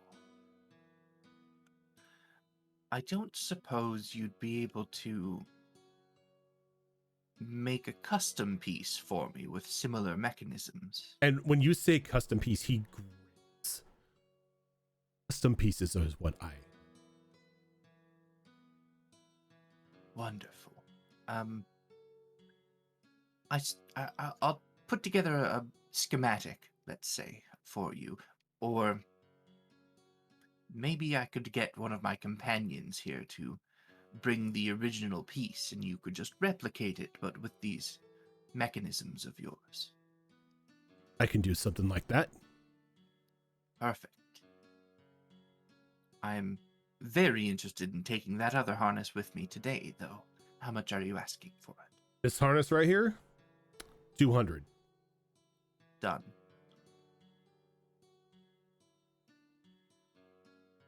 I will, like my companions, take out a fancy piece of jewelry and exchange it for the difference. And easily makes change for it, and kind of, he just kind of tosses the jewelry down into just like a small pile tucked away in the corner. He's got a jewelry barrel in the corner somewhere that he's... Oh no, it's free. It kind of looks like a miniature dragon sword. It's just like piled on top of each other. You see like random pieces of jewelry and gems. It's all the thrift store finds that he prized the jewels out for other craft projects. Hey, when people want something pretty, you know, good to have pretty things on hand. Exactly. Well, this is going to suit me very well, and I will get that other harness to you as quickly as I can. I'm currently wearing it, and it's underneath my clothing, so you understand I have to go back to my room. Completely understand, yes. Actually, why don't I just pay for that while I'm here as well? Well, that's going to... So you just want to take your normal harness and modify it to look like the harness you just bought. Nothing special, nothing spectacular, no intricate designs. Just modify it with the quick release mechanisms. Quick release? That's... you looking for how many books? Not books, exactly. It's more for... You know, why don't I just pay for it when it's done? It's difficult to explain, and it's very early in the morning. I'm not great with my words. Trust me, I'm not great with anything I do until I've at least had 4 tankers of ale, so I totally get where you're coming from. Wonderful.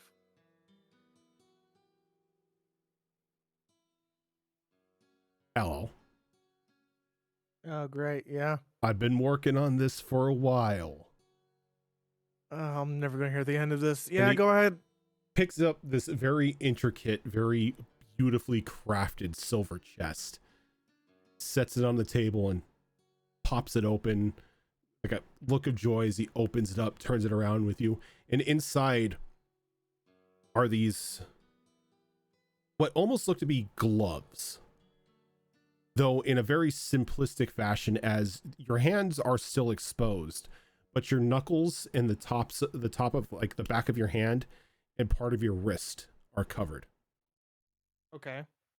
He goes, now, I know you enjoy punching. These have been designed for you specifically. As he picks up one of the gloves, completely lightweight, designed to not get in any way any hindrance or anything. But you know the dangers out in the world. Every now and then, you know, you come across something that punching just doesn't stop. Well, for that, he kind of presses a quick release. and from the top of the wrist, a blade kind of like extends out. Gives your punches a bit more piercing power. Okay. And he presses the release again. The blade goes back in. And He's getting an Assassin's Creed dagger. And then he presses 2 buttons on the side of the knuckles, and across the plate that the plate that is the knuckle guard springs up these small spikes.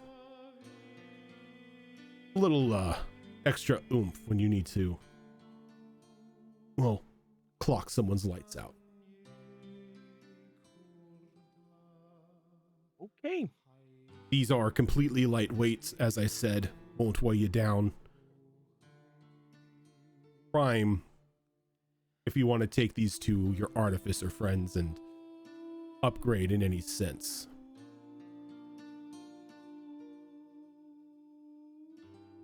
It's been a while coming, and since you finally said yes, these are my gift to you.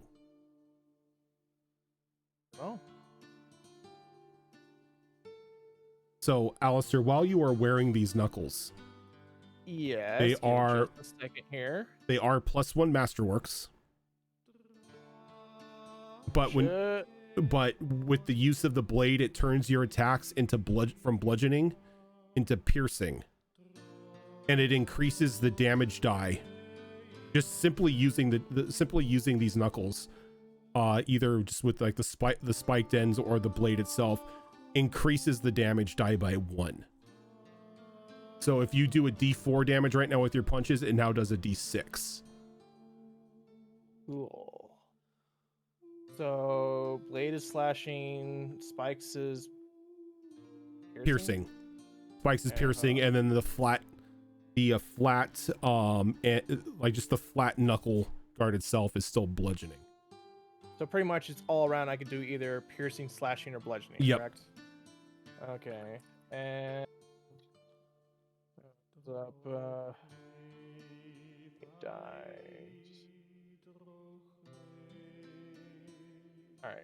And is that just base damage from 1d4 to 1d6 now? Yeah, your base damage goes up 1 weapon die when you use these.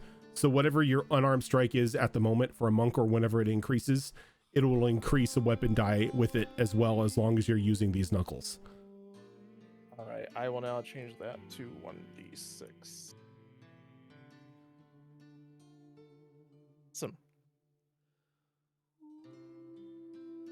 You will pretty much say thank you very much, and out of generosity, I will give him 100 gold. He happily takes it.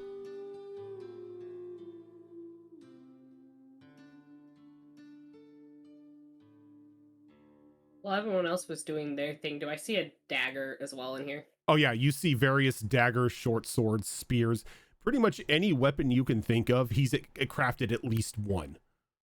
Alright, I'd like to pick up a dagger as well. Okay. Dagger is going to be another 500 gold because it is a masterwork. Yep, I'll just hand over the 500 gold. Okay.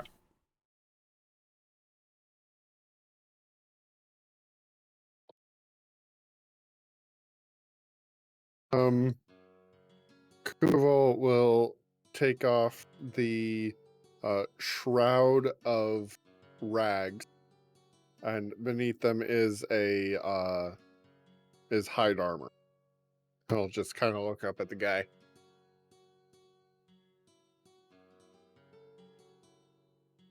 You need a little extra padding there. Wouldn't hurt, He goes, or "Hmm. it could. Oh no, my armor doesn't hurt you." Well, like most of your friends here, you have the option of me either upgrading, or you can buy an already finished product. What do you already have? He goes, "Well, the armor you're wearing. I have that armor, but better. Gives you a little more protection." Give a big gecko. Big gecko Hand, thumbs up.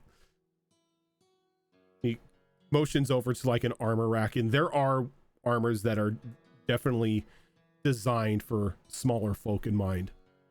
And you do quickly find a set of +1 height armor that would easily fit you.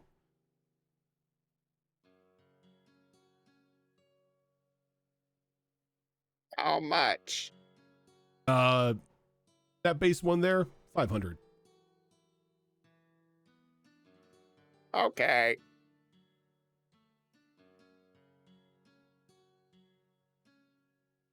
He will pay the man.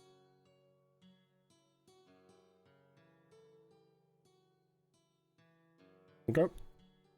And you're not giving them any anything like gems or anything, you're just paying with straight up gold. I have the gold from previous shopping. All right. Breaking down the gems. But noticing some of the others did it, he'll hand him the hide he's been wearing. Okay. And he gives you like about 50 gold back. Okay, so 450. Yeah, because it's an even trade in, and the stuff that you guys are giving him isn't necessarily bad, and it's something he can either use as scrap or definitely improve for later.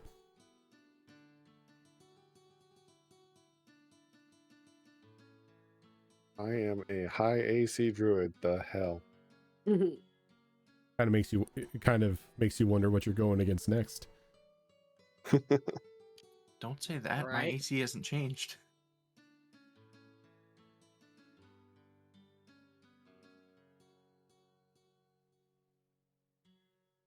Surprised the guy doesn't have a dressing room for you to take that harness off in.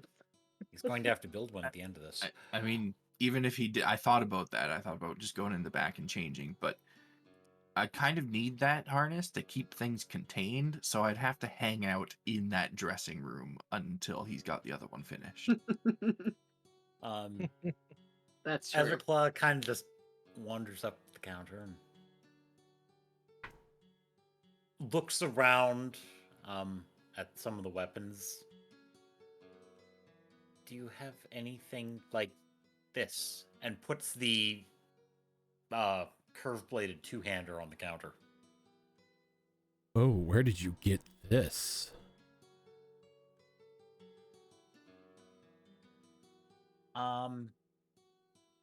Came from home. Kind of picks it up and bounces around. This is beautiful. Was made in snowmelt. That explains the craftsmanship.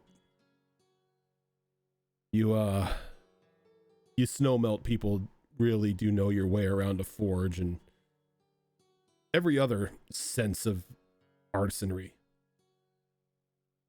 I don't necessarily have a blade like this, but I can definitely hone the edge for you. Give it a bit more bite when you go into combat. That would be very helpful. So if you're looking for him to upgrade it, it's going to be 300 gold.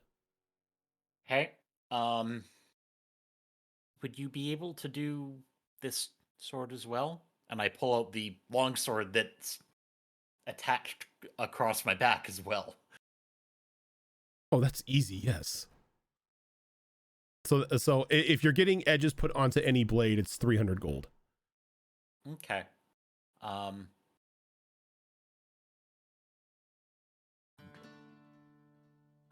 broke am I? I will give him one of the gems. Oh, nope. I don't have a gem. I have a piece of jewelry, though. Okay. How much is the piece of jewelry worth? That's one of the 2000s. Yep, you can most definitely do that, and he can give you change. Glorious, and he can keep 100 for himself. Sweet. So you'll be getting 1,300 back then. That will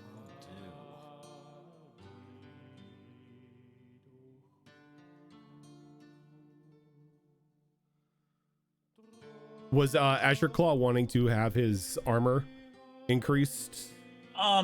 Or to have, like, to buy an upgrade? Oh, geez. It's a good question. What was I wearing currently, and what do I not want to be wearing?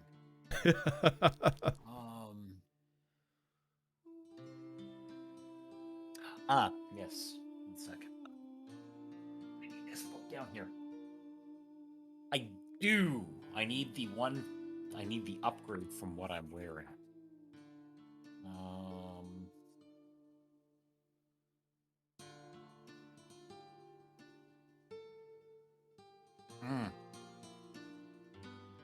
Yes.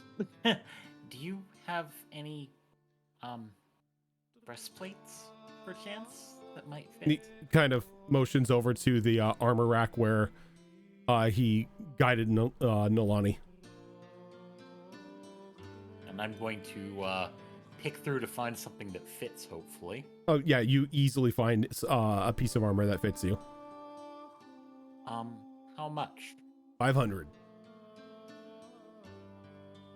Perfect. And the breastplate is a +1. +1. Beautiful. Okay, so that'll put me down to...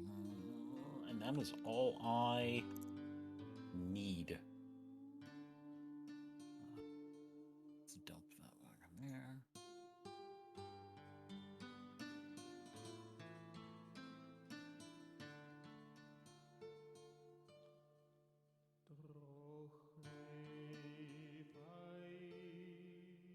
And as Azure Claw is getting his new armor on, he walks over to a keg kind of like tucked in the back of the room and just pours himself just a very large tankard, this very golden like liquid sort of pouring out into it. On the cask itself is a very faded stamp, but you can just make out an emblazoned shield with a like golden flame erupting up from behind it, and a beer stein on the center of the shield itself.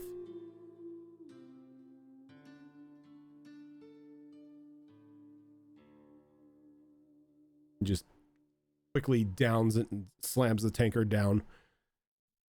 Oh, needed that.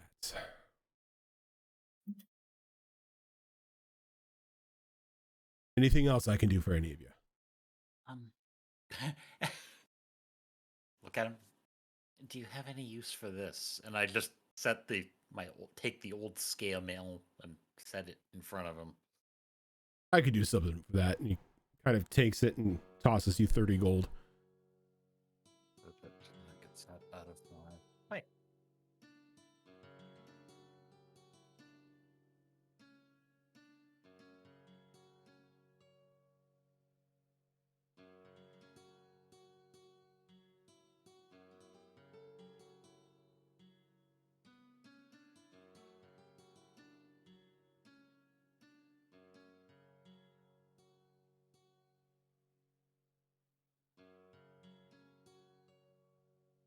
Anyone else needing any help?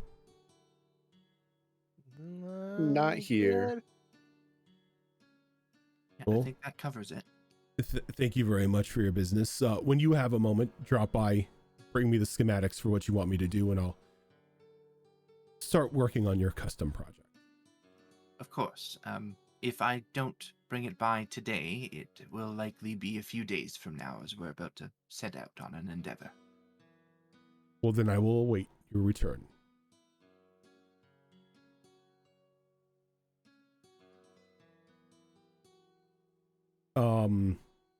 With that, I believe the only one who didn't go to the blacksmith was Kemek. Correct. And where is Kemek Looking- going? I'm looking for Lady White. Lady White is very easily found.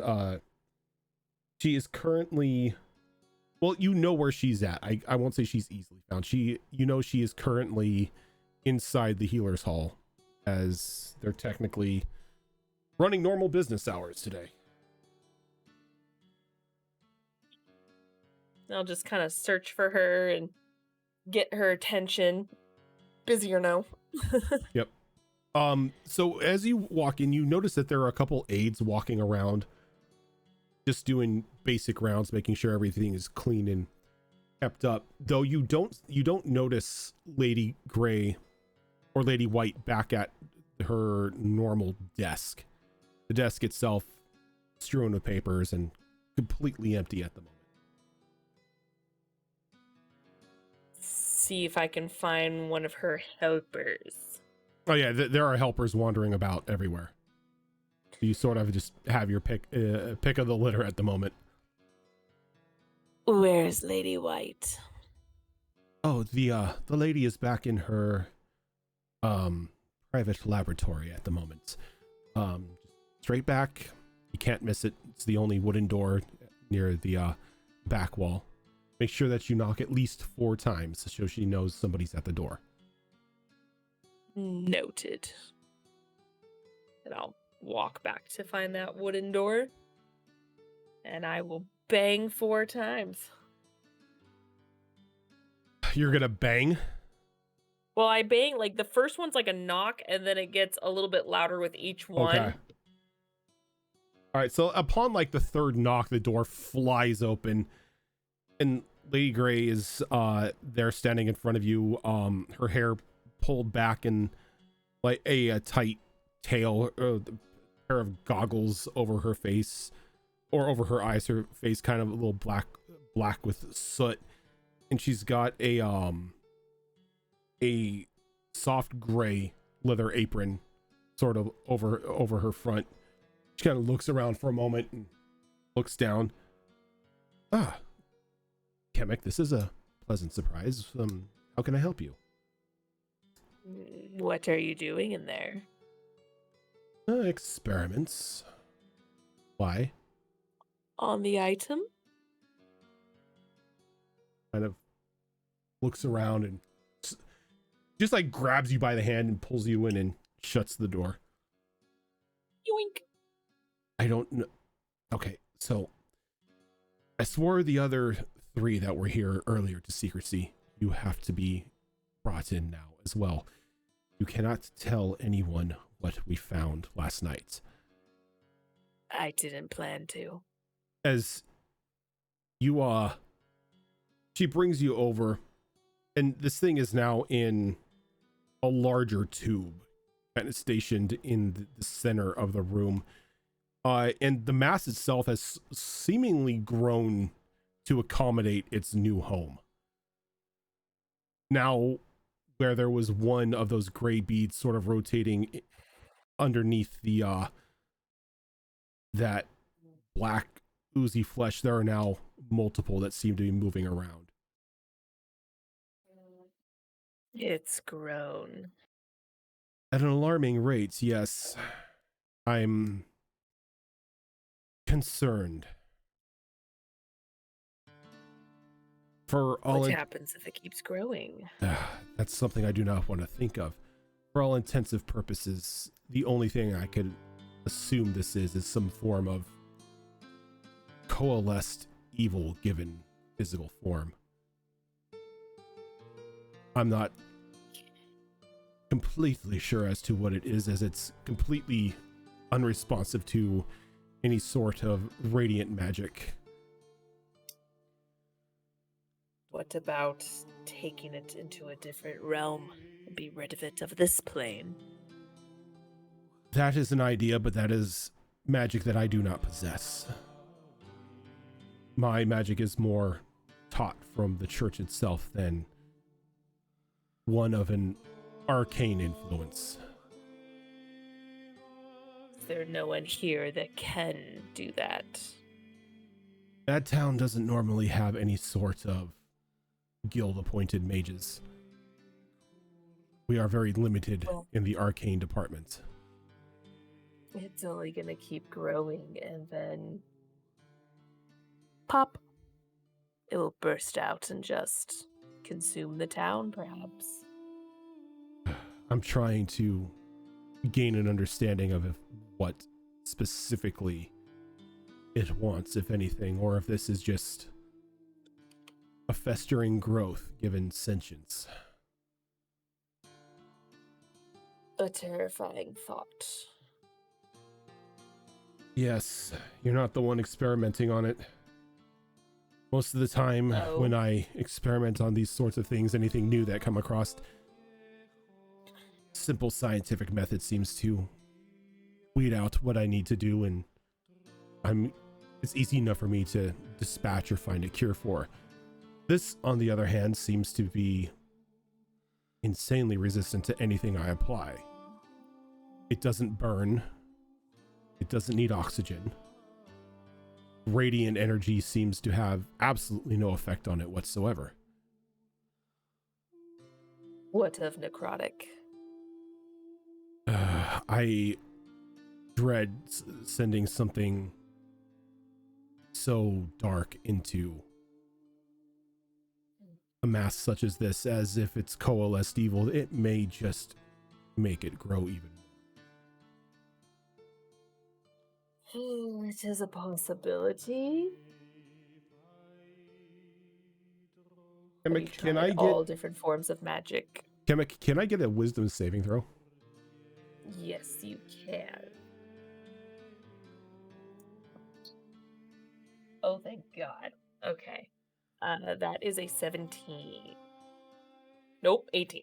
An 18. Okay. So you Gypped myself. get a bit of a woozy feeling washing over you for just a moment, though it's not anything that disorients you. Kind of quickly regain your feet, but you notice that all of the gray bulbs underneath the flesh sort of have like stopped moving and are now all pointed in your direction. I'm And gonna lower my eyes, catching its notice. then in your head, hear the same voice that called out to Azure Claw in his dream. Free me.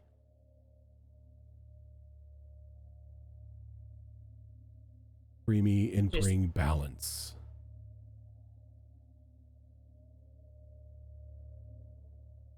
Release me from this prison.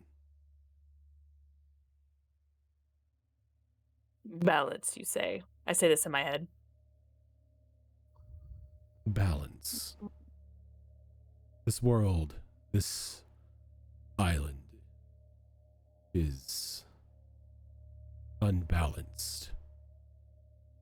The light dominates the dark. Imbalance leads to destruction. Balance leads to salvation.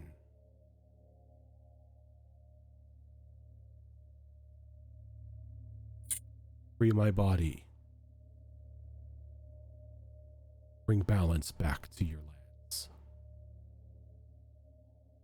Or all will burn in the light. I don't think you've gotten out much. All I've seen is darkness. Darkness to balance the light. Balance is needed. Without balance, all topples.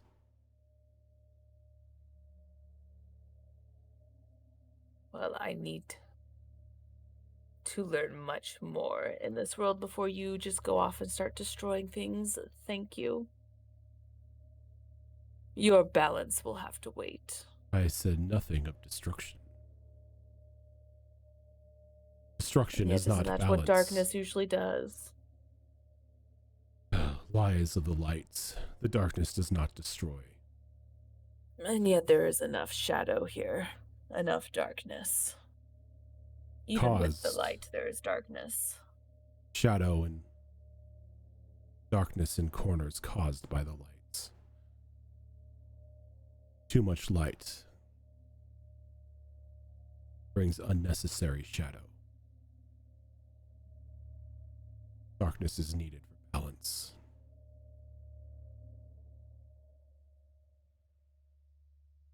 Oh, I'm sure this is a waste, but can I insight check? Sure.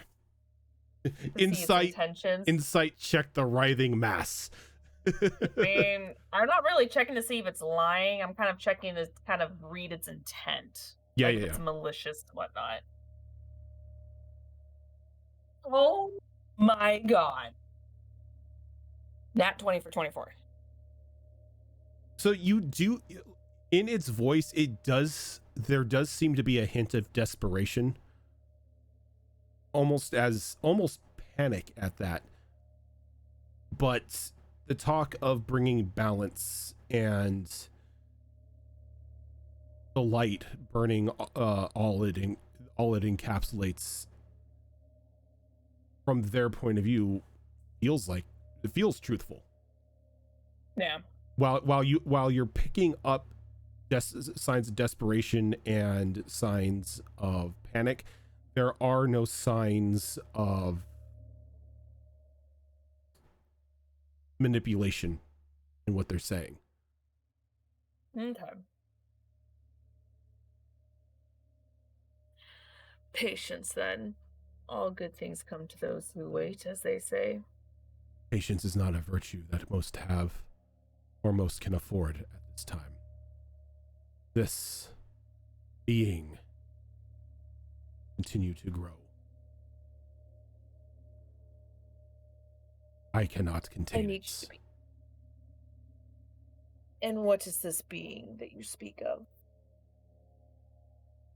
The writhing mass inside this jar. And what is it, specifically? An extraction of my consciousness that was previously inside one of my followers. Contained within her, it would have been safe. But it was removed, and now it feeds on the negative wills and energy of those around it.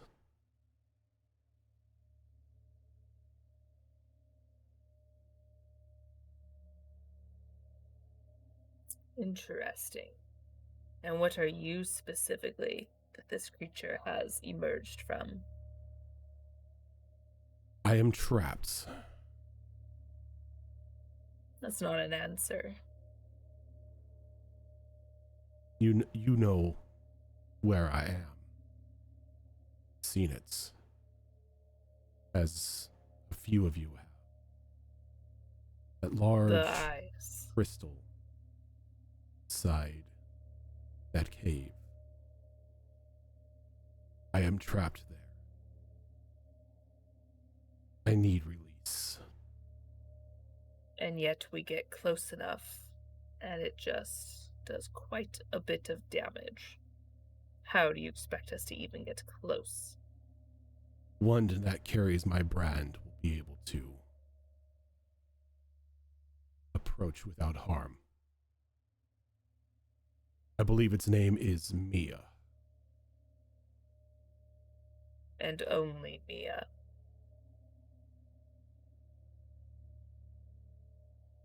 For the time. Till you find another host, I take it? Or destroy her body? I need no host. I am not a parasite. What you look at in front of you is not me. It is a simple collection of my consciousness that has found its way inside those with souls willing to assist.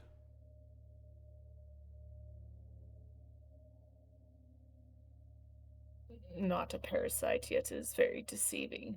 And yet you consume and transform and mutate. A simple side effect. A very hindering side effect. Although I'm curious if gloves would have worked. It was a working theory of mine. Anything covering the hands would. Oh, you cut off at the end there. Anything covering the hands would have. Or the flesh, I should say. The influence is guided by contact from the skin. Kema kind of smirks on the inside, like, haha, my theory was gonna work. You begin to hear random pops coming from the inside of the tube as those gray bulbous masses begin to surface into multiple yellow eyes. Those damn yellow eyes. I can now see in this room. This is not going to bode well for anyone. And what will happen? Pray tell.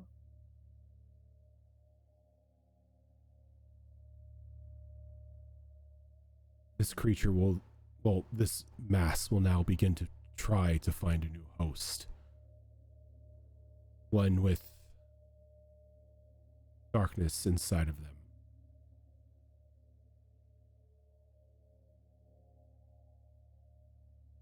Interesting. And would it do the same thing it did to Mia?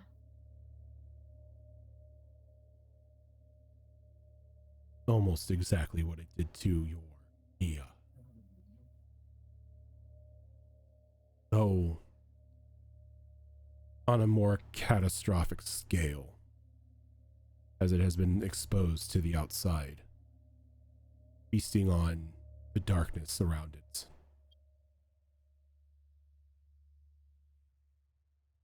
Your only chance at salvation now is to free me. Once this thing is free, it will be too late. To free you is to absorb this and approach the crystal. The one known as Mia should still have enough of my influence in her to allow her to get close to the crystal. What is this time frame? Troubling but unknown. All depends on the hearts of those that I can see. And Kamek will look back at Lady White and then back at the creature and go, And of this one? Teeming with darkness. A face that does not belong to her. So unnecessary evil. A puppet. No. This one has its own thoughts, its own life, its own soul. Just the looks are deceiving.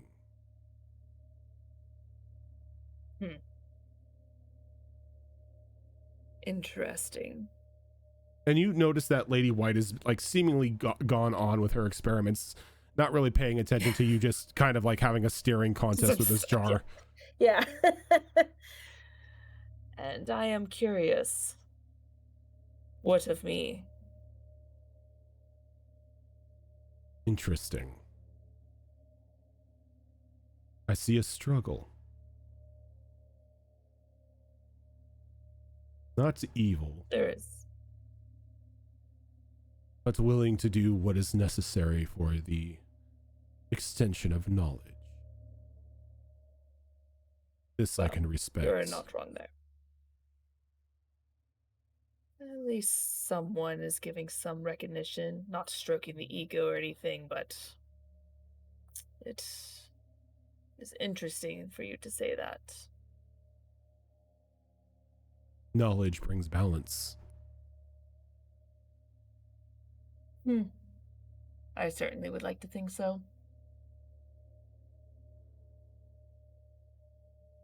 Power is only the downfall of the fools.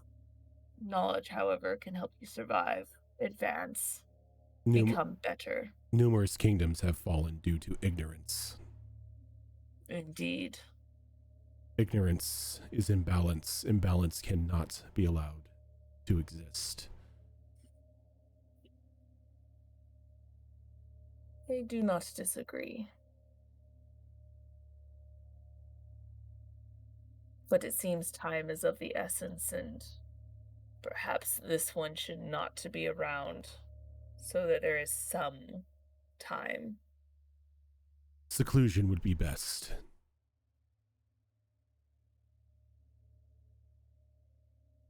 So lock the doors until then. Keep all away. Hmm. It will continue to grow, but not at a accelerated rate. That one Good to know. is a buffet.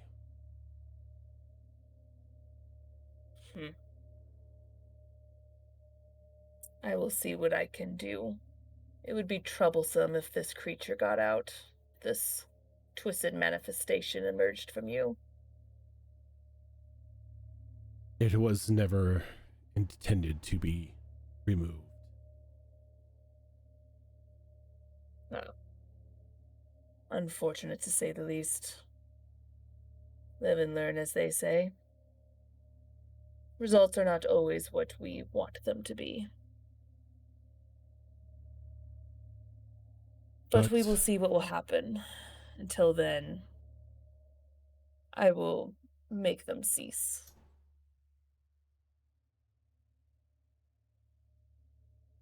Pray that you Do you have a name?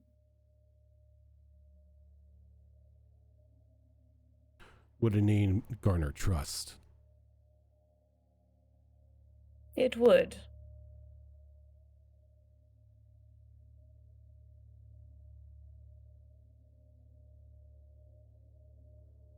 Very well. I know your name. It is only fair that you know mine. That would be proper.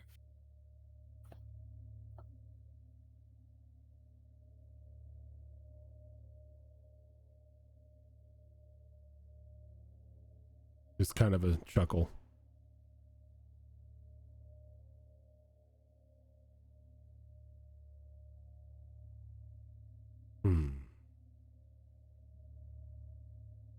A name that you can remember.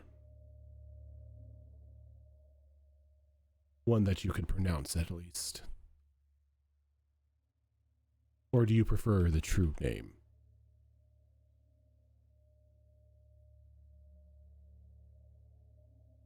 I always seek the truth.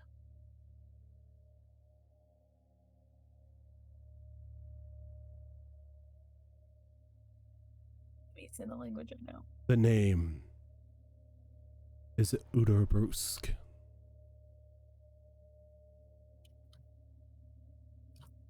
UD or URDUBUSSK.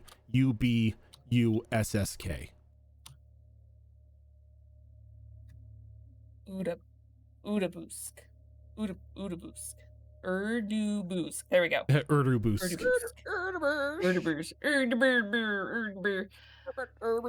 Urdubusk.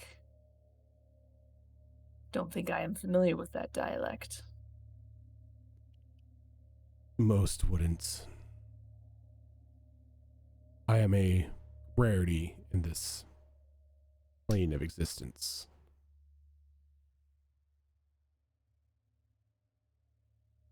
And where do you hail from?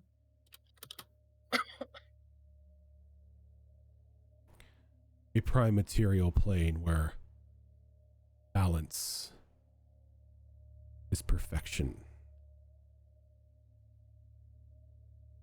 Oh, it almost sounds like you're talking about the celestial plane. Always striving for perfection, at least. The celestial plane is anything but balanced. Oh, I agree 100%, but they always think they are perfect. Their laws are perfect, their world is perfect, they are perfect. Striving for perfection is chaos itself. Perfect. There's no such thing as perfection. Nor should there But be. I may have a solution to perhaps buy us a little bit more time and guarantee that no one will come in this room. Especially now, from what you have told me, I don't know if there is going to be some trust and may escalate the situation. And I would like to pull out my bag of hold, Okay. and I want to see if I can put this whole container in there.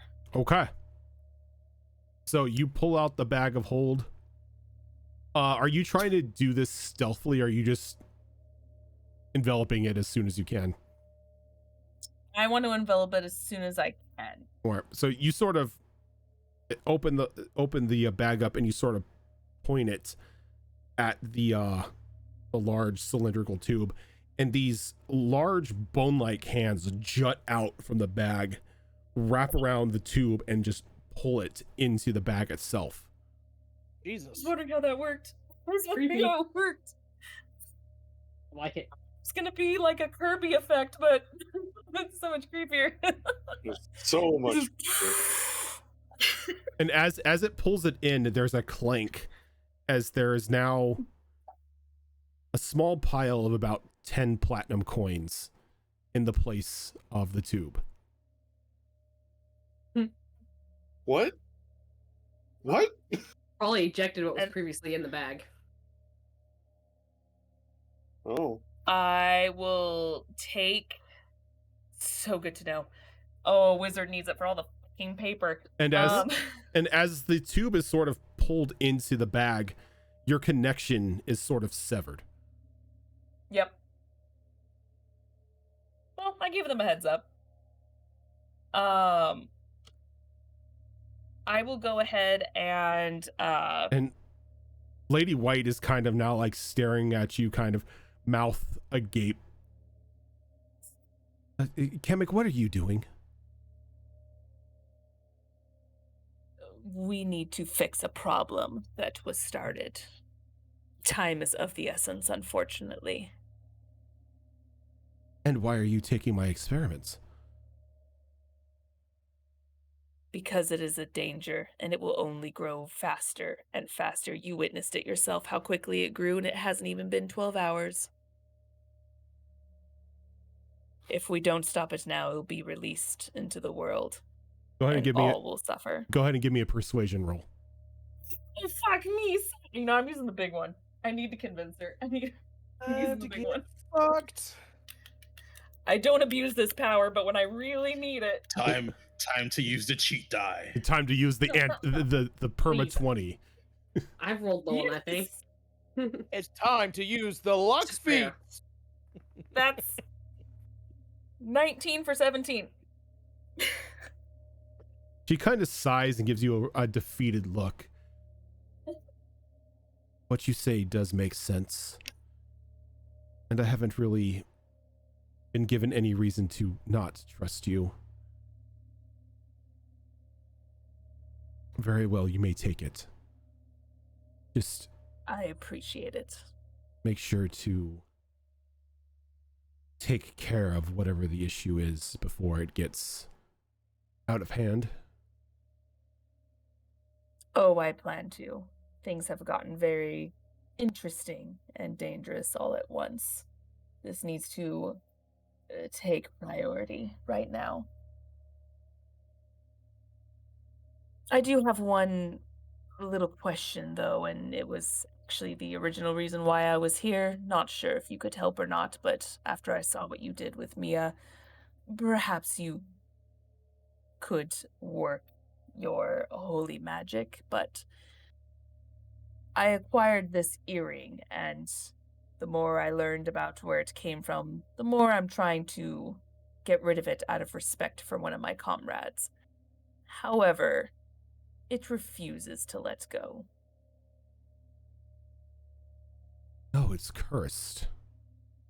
Indeed. Sneaky little shit, I should have known better. But I did not know where it came from until after. She walks over to a small shelf over in the back corner, sort of tucked away out of sight. And you can see her open up a box and pull out another one of those white stones. And she walks over and she sort of runs it along the edge of your ear. And when it makes contact with the earring sort of just falls to ash. Ugh. And then Thank you. the white stone is once again then becomes black and corrupt. Oh, I am studying to help with these sort of situations, so much appreciated until I have mastered it myself. Be careful of what you put on out in the wilds. While most items out there will definitely promise you power, there's usually a side effect. Indeed. And you can see like the frustration on Chemic's face. Like, yeah. Well, I appreciate it. I will have to inform my comrades of the situation and make haste back as soon as possible. I appreciate your help. I provide assistance where I can. Indeed. Farewell. And Chemic will just leave. Okay. Got a whole new image of this chick right now. What's this bitch hiding? It's a good question, isn't it? This is why Chemic doesn't trust a lot of people. So yeah, so Chemic is going to go and find Nalani at the blacksmith because that's where she said she was going. Okay. So, as you exit out of the healer's hall and everything, you sort of run into everybody as on their way back from the blacksmith. Sort of midtown. Some almost all of them sporting new looking gear. Well, aren't you all fancy? It was a successful trip. It looks like it. Change in plans. I'm glad you're all geared up for this. Mia, we have to fix your wrongs. Excuse me? I will explain on the way. We need to get the cart ready and head back to that hole in the ground where the crystals were.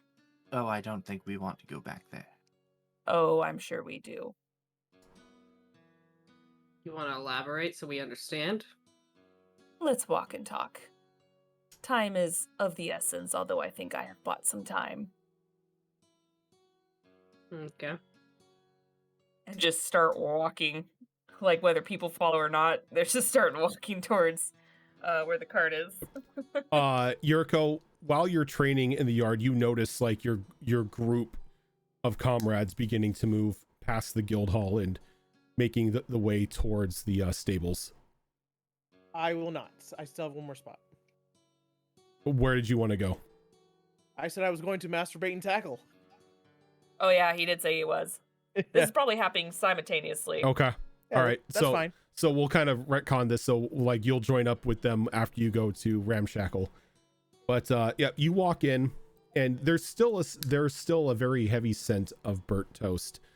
Behind the counter, sort of putting this strange contraption up on a back shelf, is this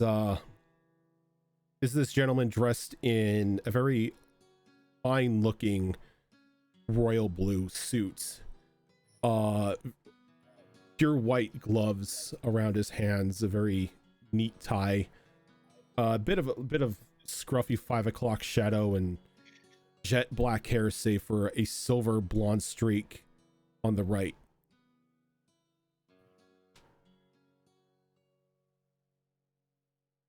Oh, okay. Lord Alistair. Hello. I don't think we've ever had the pleasure, though I have seen you in the shop a couple times, but normally it's when my brothers are dealing here. And what do I do the honor? I am Oscar, sir. Well, nice to meet you. So how can I help his lordship today? Well, kind of perusing, trying not to get my shit kicked in for future battles. I see. And how can we be of assistance to ensure that one shit does not get kicked in, as you say? Looking for maybe more of a protection. Protection. Well, your companion, the one with the giant boomerang on her back, walked out today with the last of our protection devices, per se. Well, that is a shame. Though, one thing did just come in. Though I would need to first report it to the church. He kind of brings over this box with just a very bright, solid gold dragon skull necklace. This came in today. Haven't had time to give it the thorough once over, mind you, but the one who delivered it said it holds certain magical qualities. Being an upstanding business that we are, we refer everything to Lady White. But since you are a ranking member of the Church of the First Lights, maybe you can do the honors? Very well. What would you like me to do? Assess it. See if it is prime for sale. Or if this is something that needs to be destroyed. Or handed over to the church. Very well. All right, what do you want me to roll for this? Well, Alistair, if you're going to try to assess it, I am. if you are going to honestly try to assess it, you can give me an Arcana roll. If you are going to bullshit your way through this, you can give me a Deception roll. Oh, fuck. So I'm going to be honest with you. I'm going to let you choose because they're both 0. No, it's your choice. Like, you know what? I'm going to this is more Arcana this. Okay. But it also depends on what I say. Let's see here. That's not bad. 18? 18. Giving a quick once over, seeing and how everything is set and just the general presentation of this item, you have a feeling that it does have some sort of magical property to it. One does not create something so flamboyant and so out there and not have it serve some sort of purpose. If this were some sort of minor item that a noble would wear out in public, it would pretty much just be a beacon of rob me. Pretty much. The skull itself is very intricately designed to where every scale on it is visible. Small runic markings are on the scales, though you notice that the sockets of the eyes are missing. Like inside the eyes, inside the sockets are missing. There is one of the fangs is missing as well. And then on the bottom part of the chin, one of the spikes is missing as well. Though it doesn't look like these have been broken off, it looks like things can be slotted into it. Now, does it seem like anything could be slotted, or is it just like actually like specific parts? It looks like these would have to be specifications, either the exact ones that it came with or something that can be shaped down into it. Okay.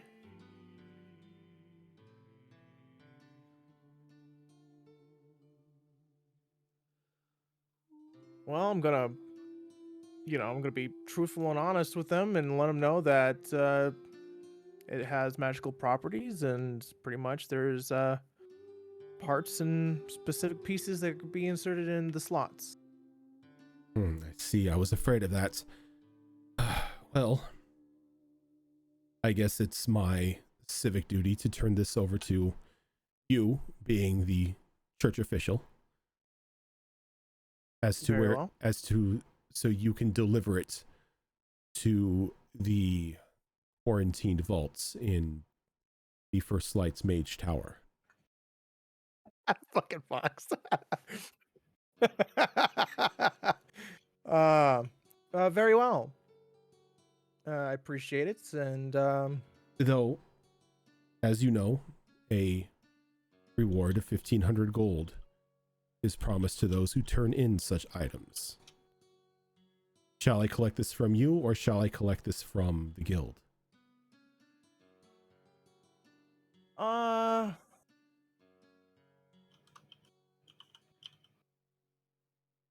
Wait, do I give him gold, or does the guild give him gold? That's what he's asking. If, like, are you willing to Oh. pay the 1,500 gold reward, or is this something he should go to the guild for? If the guild gives him the gold, that's a paper trail. If you give him the gold, that is plausible deniability. He's cutting around the red tape.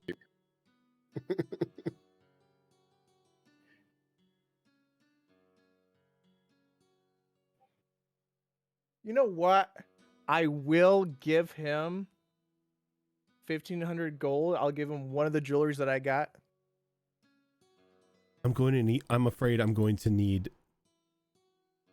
gold, sir. As the church... Persuade him. Sure. How are you going to persuade him? As he's like, the church never deals in pieces of art. It's always coin. Well, unfortunately, I don't have coin. All I have is a jewel at the moment. Okay, go ahead and give me a persuasion roll.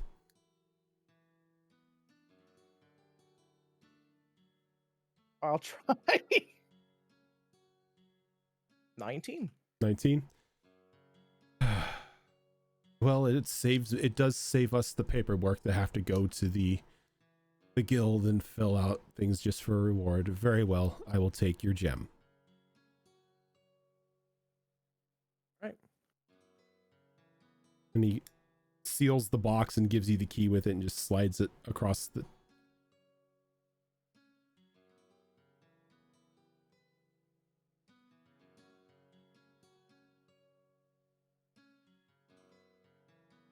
Is there anything else I can do for you? Not at the current moment. You haven't seen any heretics around lately? Can't say I have. You know how this town operates. Heretical stuff is not usually looked kindly upon. And I can assure you no heretics shop here. Me and my brother and I have me and my brothers have noses for this sort of thing. How many brothers do you have? Counting me, there are 7 of us. And they're all in the shop? Well, not in the shop at the moment, but they are all residents of the town. All right. Can't wait to meet all of you. And he's just gonna be like, pleasure doing business. I'm gonna go now. Just awkwardly leave. He kind of just gives you a polite wave as you very awkwardly walk out of the store. How to do business? Be awkward. Be awkward so the shopkeep just wants you gone. Exactly. All right. So before, it's running long. We have not had a break yet. So let's go ahead, take a quick break here, get up, stretch our legs, get something to drink. And we'll be back in about 5 or 10 minutes.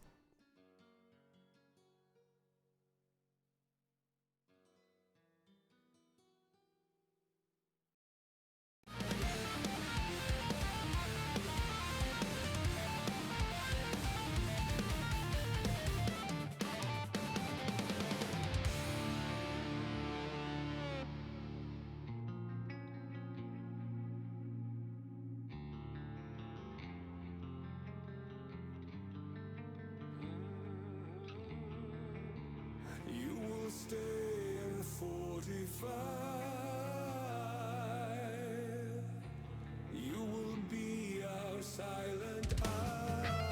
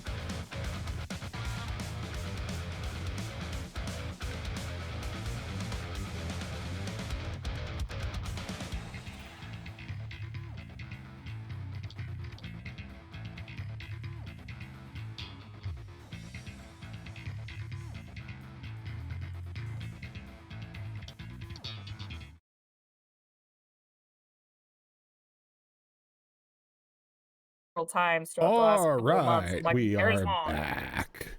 We're back. She's avoiding me. All right, I'm done. Okay. But So why though? Why not? I don't know. You're the ones who keep touching things. So You leave me alone. after his little excursion to Ramshackle Tackle Box, Alistair meets up with the meets up with the rest of the group as they all begin to make their way towards the stables to pick up the horses and the carriage.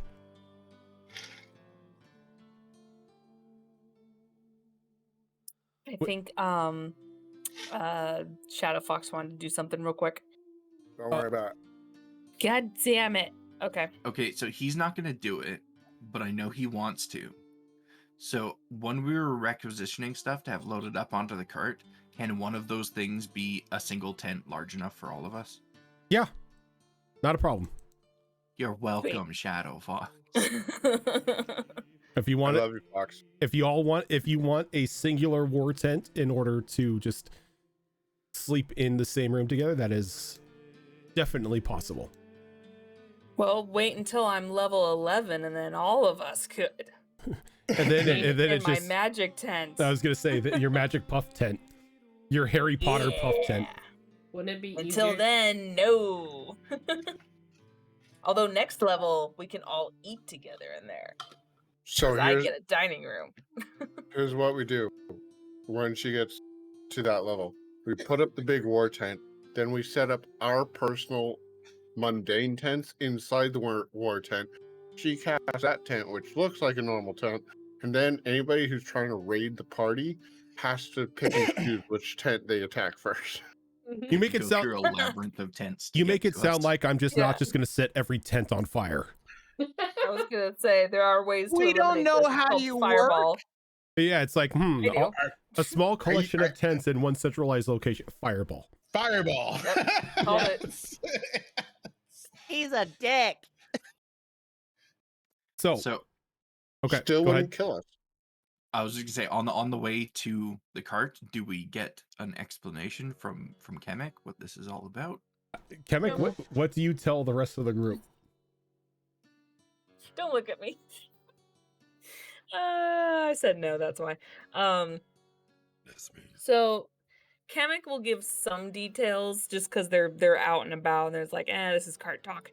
So it basically says that so that thing that was extracted the other night is growing and spoke to me, and time is of the essence. We need to go now back to that place. I'll explain more in the cart when there are less ears and eyes, but as of right now, let's just say that thing is becoming much more problematic than we originally intended, and Mia, you are the key to help. Well, shouldn't we be finding a way to contain it then? I have plans. For now, let's just say, and I am not saying this in a terrible way, I just hear a lot of people say it, so I'm just gonna say it the way they do. I was right. I want to say you were wrong, but you never really gave an opinion, so I was right to wear the gloves. They will help. Okay, I feel like there's a lot that's being left out right now, but let's Well, get... the faster we get to the cart, the faster I will tell everyone. Yes, let's talk inside the cart, I guess. It also goes hand in hand with my original, hey, I need to talk to you situation from earlier, so this works out. Right, that as well. It'll just be public now. Well, group public. Should it be public? Group public, not public. Hence why we need to go now, so I can explain more. Right. It tells me I'm not. And that's gonna all I'll make say. the Conversation. You're not. No one will, to be honest. And that's all I'll say until we get to the cart and drive out of town. Okay. So okay, go ahead. I just want to say, so I see them heading towards the cart. I'm going to gather myself up and then like slowly tail them and see if they're even going to think about trying to get me. Kamek's not. Nope. We don't know where you are. In Kamek's eyes, you have barely been around for the whole 5 or so days we have been here. So Kamek just thinks you've just started doing your own independent thing. So Kamek is just like, nope. She do her. From Mia's perspective, she gave you the signal of come find us when you're ready. So she assumes you're just going to come find us when you're ready. Nolly's on the same wavelength as Kimmick.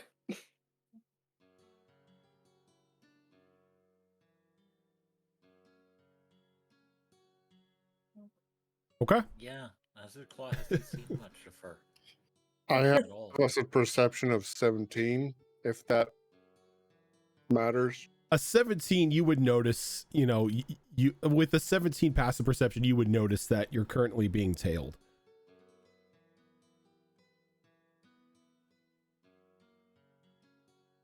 Teleports. Question is, does he know who's tailing us? Teleports behind Yuriko.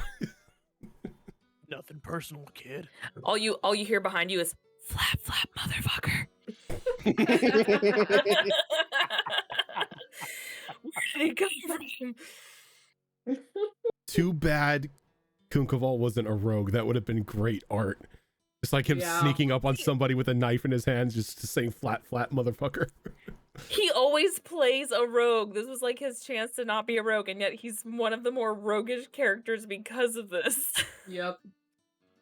Flap. Intentionally, you can't escape mean, your fate. He still Once a rogue, can. He always a can rogue. flap that motherfucker, inflict wounds. Oh my This, god, You once can't a rogue, a escape rogue. your flap. this sub race would be make rogues super broken. Yeah, because they're not super like you broken to haven't- begin with. Yeah, because you haven't already broken rogues and artificers. Come on. You break all your characters. Anyway, flap. Anyway, flat. Yeah, So yeah, he'll just turn around and wave.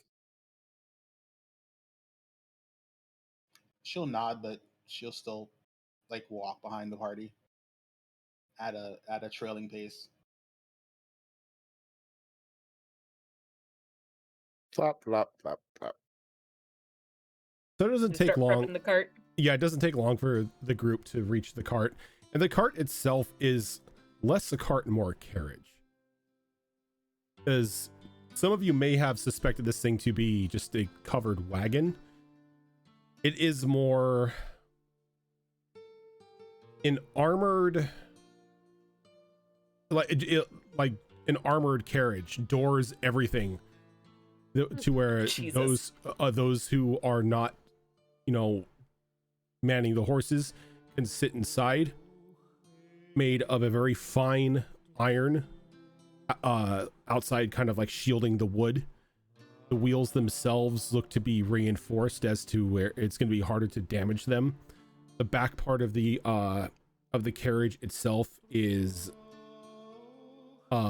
sectioned up with 3 different large storage boxes where everything that you have requisitioned has been put in neatly and organized.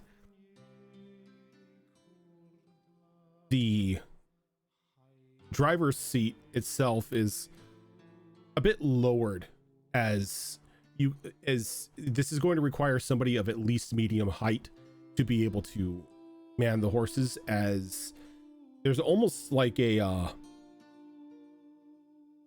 chest high wall in front of you with slots in the front to be able to place the reins through, but designed to protect the driver from any sort of forward-facing arrow attack. Basically So is it designed more like a tank than your simple transportation carriage. So is it only room for a single like driver? They're depending on how depending on the size, you can fit 3 medium creatures up there comfortably. Pretty much the main driver and the two other people riding shotgun.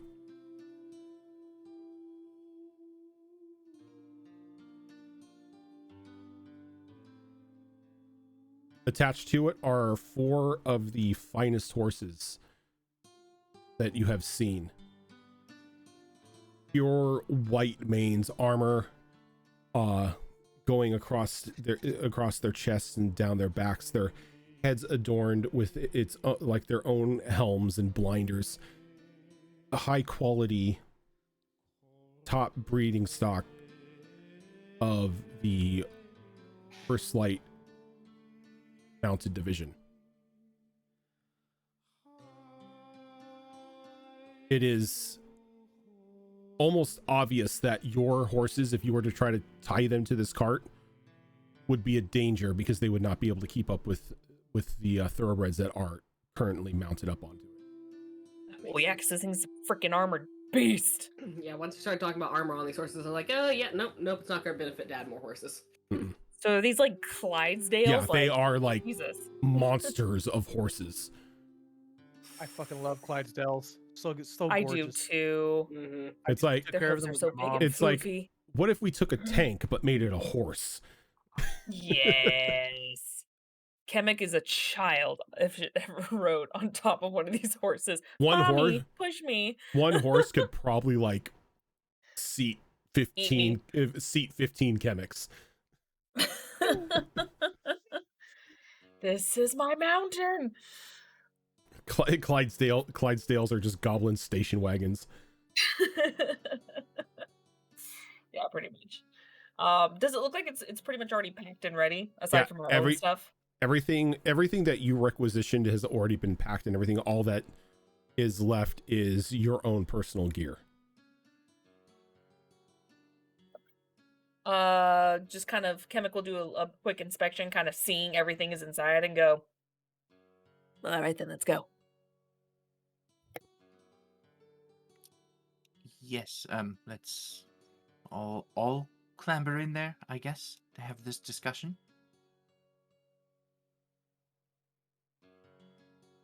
Yes, once we get further out.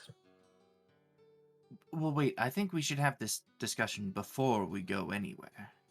No, we need to go further out. But, Kemek, I understand your sense of urgency, but I don't think we should be headed to any specific destination without understanding why we're headed to that destination. I think Kemek's more worried Okay. about eyes and ears. I'm going to tell you something that's actually a little bit more important than the eyes and ears. I have 5 words. Time is of the essence. Yes, I understand that. We But get it. You're a Time is time not the wizard. essence as we sit here. I would like to know the details before I commit to anything.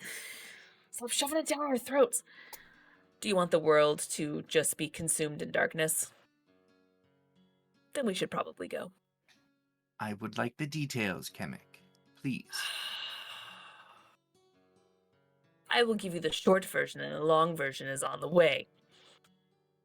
This creature was sprouted from something else. Its origins is of the crystal, which is in the cavern that needs to be released, otherwise this thing will spread, and it will consume the... Well, I actually don't know what it will consume, but it wants to bring balance to the world because there's too much light in this world, and it needs to bring darkness, because darkness will bring balance to the light. Which is probably not a good thing, because this thing is just emitting nothing but evil and negativity. And will consume and grow larger with anything around it that is exposed or has any kind of darkness or negativity in their heart. And by the way, you touched the crystal, therefore you are the one that can get us safely to the crystal without us exploding like my bird did. Batteries not included. So, this thing that was extracted is the thing that is growing and going to consume. So, why are we It's headed me. to this crystal then? We should find a way to contain this thing instead. I already have that handled. yeah, but Then time isn't of the essence. It's contained. Oh, time is still of the essence. This is a ticking time bomb. So And you don't Plus, have it contained. it's taking up space. No, it's taking up space. I want it How- removed. How do you know this? Who told you this information? You know my little bag that I got? I can hold something, anything. It's inside. That's not what I meant. How do you know this thing is just going to keep growing and then consuming the world? I told you the creature spoke to me. And how do you know the creature's not lying to you? You wouldn't believe me if I said that I have a Nature sense about this, but... Spoke to me too. Ah. Did you see the yellow eyes? Yes. They were also in her room when she wasn't even there, lurking in the corner, waiting near the ceiling.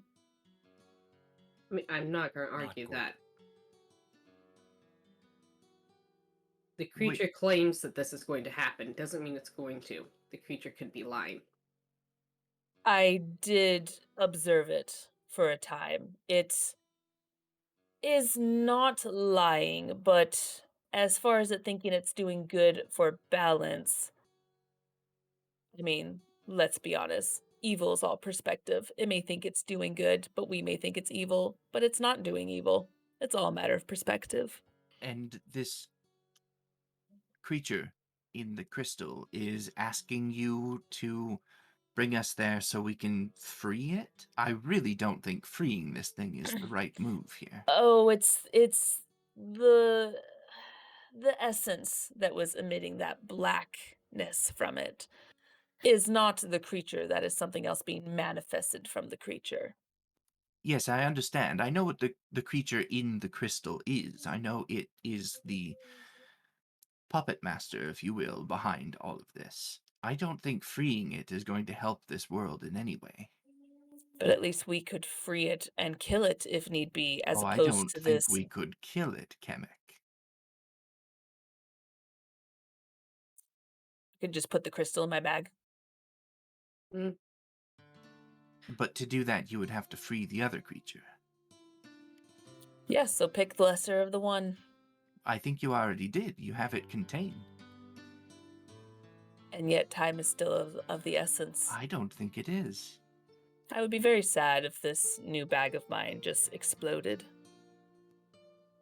Well, how does the bag work exactly? I mean, if it puts the contents into a pocket dimension, or something of that sort, then it should be fine for a while. And yet you can teleport out of a pocket dimension. There are stronger Not all of them. magics. I don't know what this is capable of, do you? No.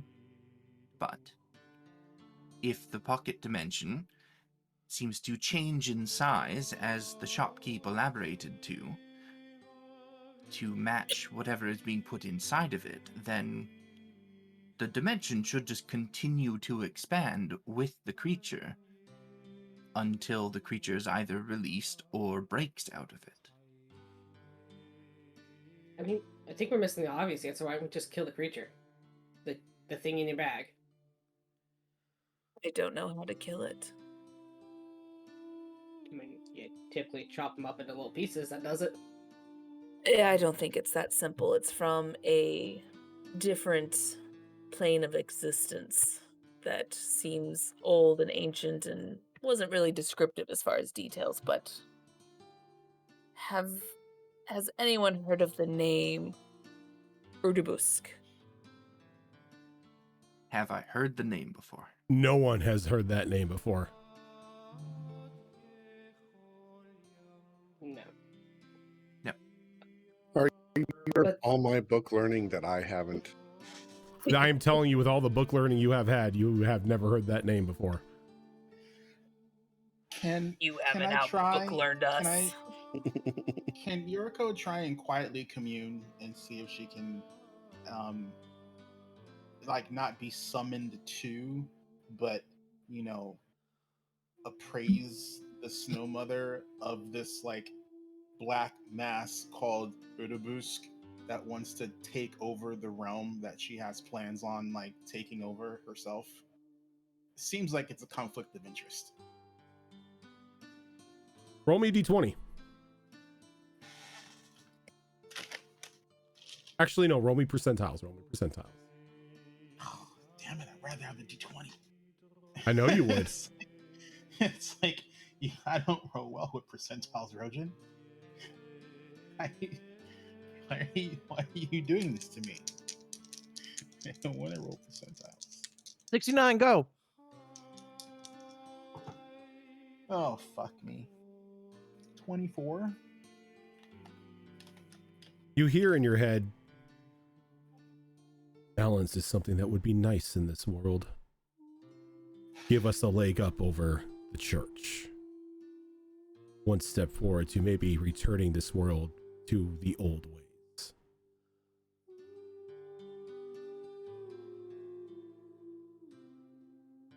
All right. Yuriko's gonna stay quiet until until Maya and Kemek hash out their disagreement.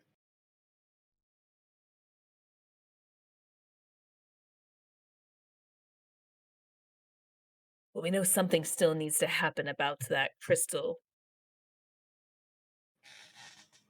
I think we should find a way to bury it further so nobody ever comes across it. I mean, I this agree. creature contained within it was powerful enough to influence not just myself, but an unknown number of other creatures, an undead dragon included, all from within that prison. I don't think freeing it from that prison is going to be good for us or anyone else in the world. Then perhaps we should find your so-called dragon friend and see if it can assist us. I intend to find my dragon friend, and I intend to free him from this creature's grasp. I mean, it sounds, from that brief description, like it's forcing its will on some other beings, and that's not a being we want in this world. We have enough of that. I agree. I think, Kemek, you did very well in containing this fragment of it. It would, I think, do us well to find a more permanent solution to that, but for the time being, I think you've slowed its growth. Why do I feel like that first comment was patronizing? I'm a mage, Kemek. Half of what I say is patronizing. I call bullshit. See? You get it too. I'm not happy it's taken up space in my bag of hold. The sooner we find a more permanent container for it, the better. You buy a bag of hold. If we come across another one, I will purchase it, yes. Oh, I'll fund it. Excellent. I had plans, but apparently they're on hold. You always have plans, Kemek. I do. I like to have plans. Without like your- plans, it's chaos. I feel like your plans have plans. Plans and plans. You get to the end of the plan and it just says turn over for more plan. Plan B. See, Now, turn over to side B for more plan B. Then side C for plan C. I have a related question. Mm. How did you get Lady White to give up this creature? Oh, I just sucked it in. I'm sorry? Sorry, poor choice of words. I used my new bag to consume it. So you just took it from her? I did. She was alright with it. I did it in front of her. It's not like I was stealing it. Well, I think that's exactly what you did. She just said it was okay. After the fact. You didn't happen to take anything else from her. I think she has a great deal of knowledge that she's not sharing. Yes, and that perhaps is knowledge I don't want to learn about. Maybe. I do. Well, you guys can be chummy when we get back. She doesn't Don't we seem have to to go be to the woods? chummy with me, but she's chummier with you, and I would like to know why. I was kind to her. I asked, but she still said no. Doesn't sound like Kemek asked. I Actually, usually knowing get straight Kemek, to the point. point. Yeah, I usually get straight to the point, and you're lucky if you get 5 sentences out of me sometimes. Maybe that's why. This is actually the most I've talked in a long time. So you're It's saying weird, I'm usually quiet. I should just demand next time rather than ask. Perhaps I will try that. I didn't even demand. Just Demanding is stupid. Why be forceful?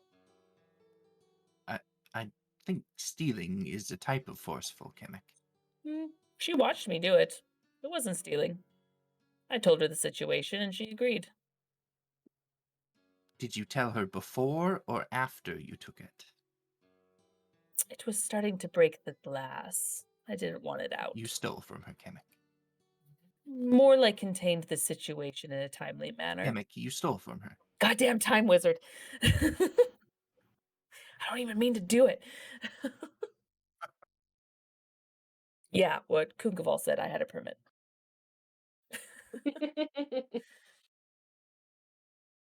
Plus, I believe the definition of stealing is trying to get away without getting caught. No, I think stealing is just taking without permission. That's pretty much the law of it, yes. Sounds I like got he has. consent. I don't see what the problem is. Sounds like There she isn't gave a her problem. permission. You have it, and it's contained. That's wonderful. We're just arguing semantics. What do you want with a party of 2 wizards? Come on, guys. This is true. I mean, when you think about it, there's going to be a lot of this in the. Guys, the nerds are arguing again. Oh god. Since we're all here anyway, might as well start our journey to the forest for our mission. So Kemik's already mentioned that this thing talked to him, right? Yep. Yes. Okay. So Alistair is pretty much gonna be like, what does this thing say that gives it merit?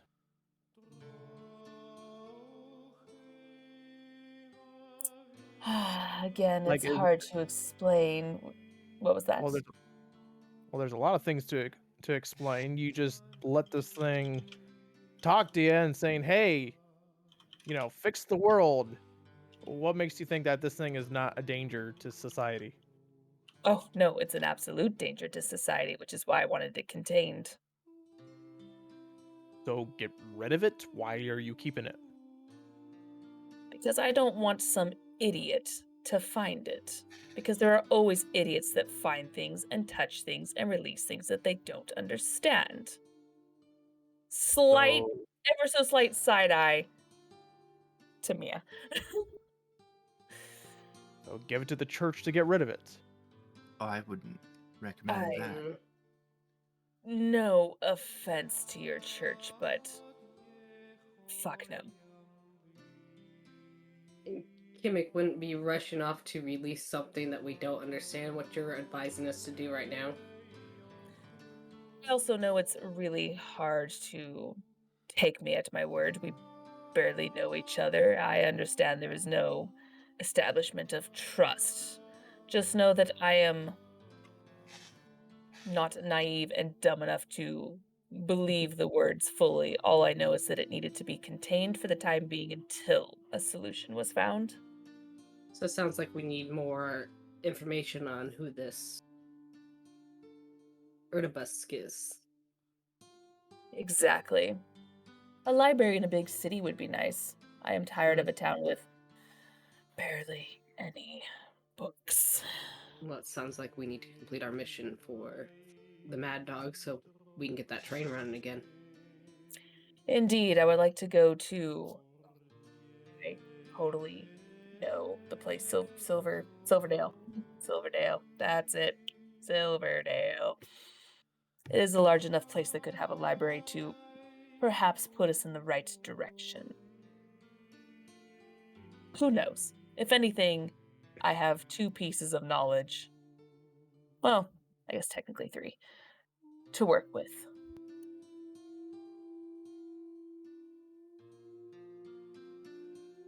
It sounds like we should go complete that mission right now and not rush off to this crystal cave. That would be nice. Yes, back to our original plan, and once the train is running, then hopefully we can find more information. Indeed. And I will go up to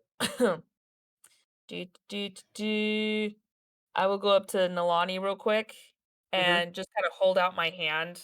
It looks like it's just in a fist. Clearly something's in it, but I'm just holding out my hand to you. She'll reach out. And I'll drop 5 platinum in your hand. Where did you get It was this? in the bag. And It you was in the did- bag before I sucked the new thing in. And why are you giving it to me? Sounds like it's yours. We always split. Fair enough. Fair enough. So I'll give you 5 of the 10 platinum. You have been my sugar mama at times, so I have to repay. Did that conversation cover the other thing that you wanted to talk about, Kemek? Oh, yes, indeed. Which reminds me, Nalani, yeah, that snow mother person can go fuck herself. That ring was a curse. I The feel ring? much better without it. The one, and points at their ear, just like, Yeah. yeah, the one from the lizard folk from earlier. I hadn't noticed it was gone. Oh, it does blend in with all the other earrings, but it needed to go. I'm glad you It had was a that taken curse. care of then. Oh, it was Indeed. cursed. Well, I'm glad I didn't have to cut your ear off. Same. Would have been a shame, but what is an ear? You're I have risking your another. life. Indeed. Shall Well, we? that Kemek will start climbing in. Okay.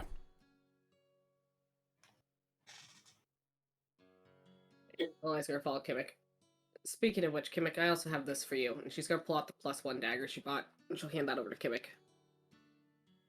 You what rarely is have to it? use them, but want to make sure you do. It's of good quality.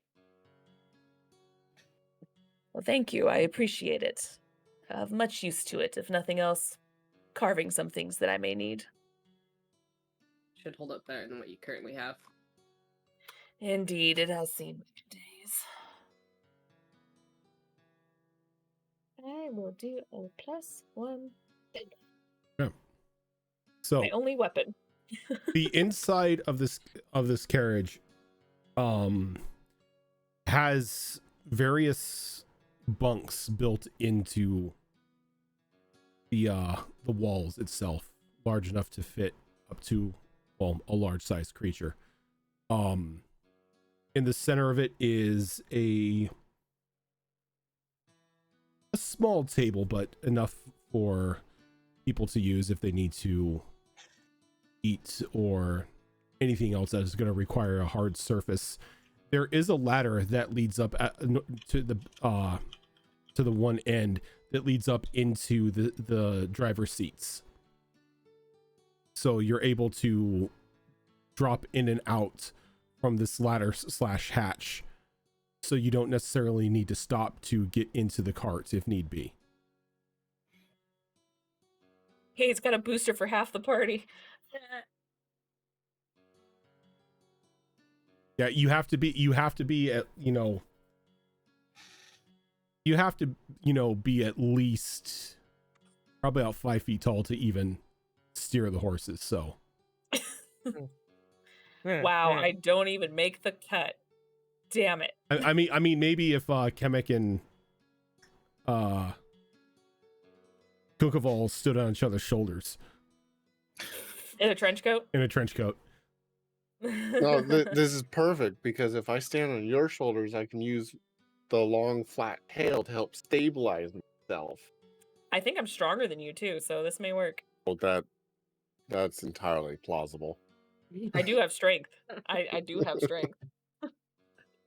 All right, so Oh, you do too. So it works out either way. who all is going to start driving this carriage? Highly recommend Not whoever I. has animal handling. I'm calling one of the shotguns. Raven, you're muted. Because I don't really want to hotbox everyone with my pipe. Azurclaw is actually going to do a head count when we get in there. Okay. I rolled a 19 for a wisdom check to remember how many people we had. Everyone is present and accounted for. Including Yuriko? Yeah. She's been there. Oh. Oh God, Yuriko has the Kunkaval thing. It's contagious. Well, okay. Last I remember, she was stalking the cart. No, I did move curse. The move curse. No, she showed up a little bit, probably like a minute or two later. I But missed that part. everybody is present and accounted for the cart. I feel like with my -1 wisdom, I didn't notice her either. It's fine.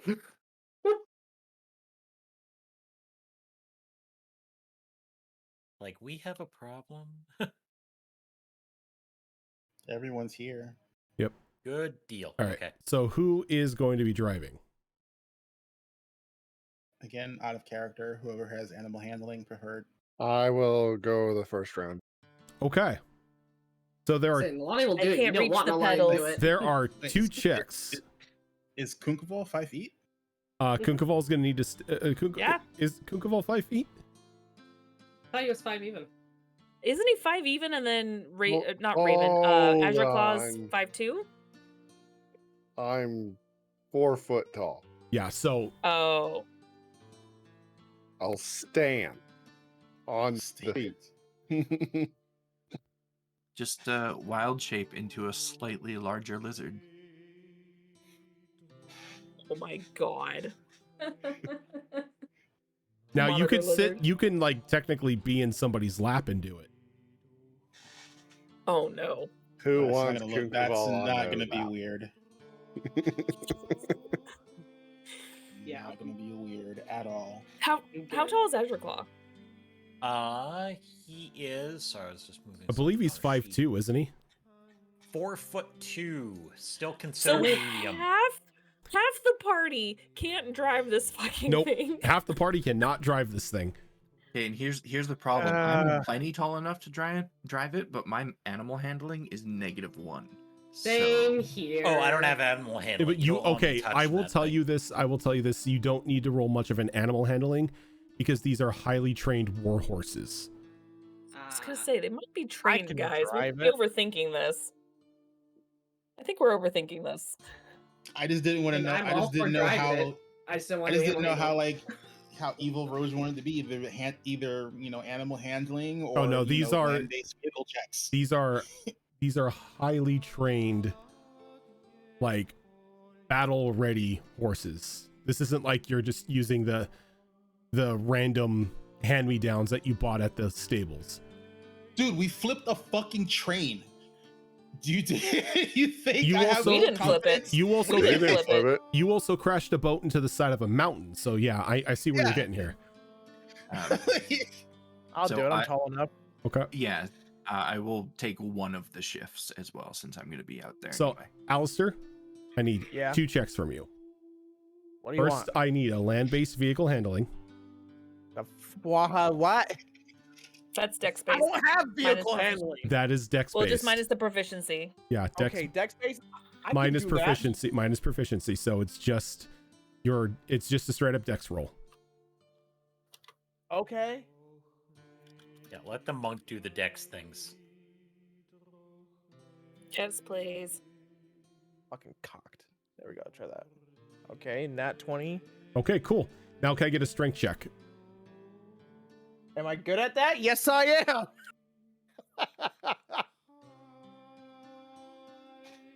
Okay, 18 plus 18. 5. Perfect. So All right. you whip the horses into motion and they pull, and you feel yourself at the start of the begin have to like wrestle them for control a little bit, as you're strong, you're just not used to handling something with such power. And it takes about 5 or 10 minutes, but you start getting into the swing of things. And I have to ask, how fast do you want to go? Are you kicking this thing into high gear? Are you going half speed, quarter speed? How would I discern how much these horses can go based on like the training that they have had over the years? If you floor it, you can make it to the forest in a little under a day. Okay. The top speed for this cart pulled by these horses is 180 feet. That is a top speed for this thing. Okay. I will do that. Okay, you haul ass out of the kind of thing, and you know you're holding on and you're steering it good. About a couple hours into your journey, I'm gonna need a Constitution check. Okay, I can do that. Since it's a couple of hours, while that's happening, Iriko is going to be intently staring at her ring of shield. Okay. 18 for dirty 20. 18 for a dirty 20. Okay. You're starting to feel a little bit of a strain in your arms and everything, like the acid burning into your muscles and everything. This is definitely a workout. You can tell that. Oh yeah, workout for the monk. You could tell that like this could honestly be exhausting to somebody of a lower strength or a lower constitution setting. So you're able so while this is going on, Yuriko, you're able to attune to your ring of shield. Does anyone notice? Because she's not being like subtle about it. She's like she's basically just like if you're not being subtle, I think anybody with a passive perception over 12 who is in the cart and like in the I mean, we're carriage all in section, a cart. I don't Yeah. even think if you were trying to be subtle, I think we're in close knit space that we would notice something.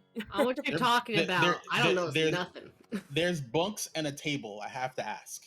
Yeah, no, if you're not trying to hide it all, anybody with a 12 over a 12 passive perception is going to notice. Yeah, she's just like, like once, things start going and it's like, somewhat smooth, she just starts looking at a ring on her hand. So you travel.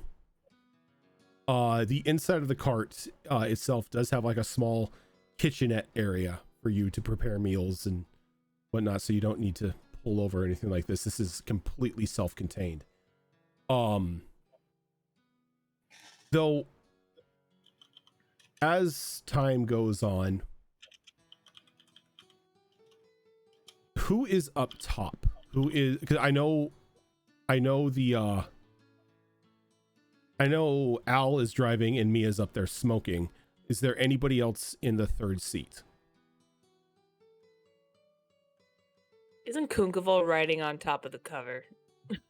It would be extremely That's a dangerous. It would be extremely dangerous and deadly for him to even attempt at top speed. I mean, he was on top of a train. I'm just saying, guy's got sticky feet.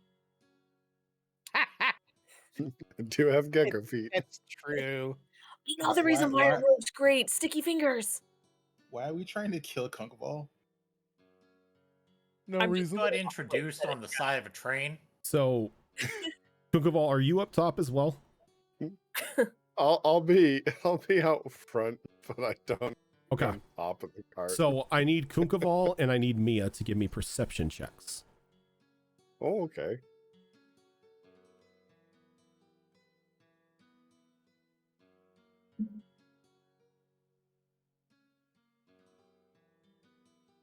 Yeah, that checks out. That's a 2. Come on, please. I mean, that's fair. Nope, It, nope. it was a That's 3 on the out. die for a total of 2. What do you want from me? 22. Yep. All right, Kunkaval. Yep. I love the lizard for once. For once. For once? Normally at this point in time, normally like this time of day, you would see some sort of wild animals or anything out and about on the fields foraging for their meals before the sun sets. But you see nothing. The area that you're traveling through at the moment is completely devoid of life. And it's extremely quiet as well, aside from the thunderous hooves of the horses and the wheels digging through the ground as it's continuing to travel. There is nothing, not even wind. You begin to get a uneasy feeling as if you're being watched.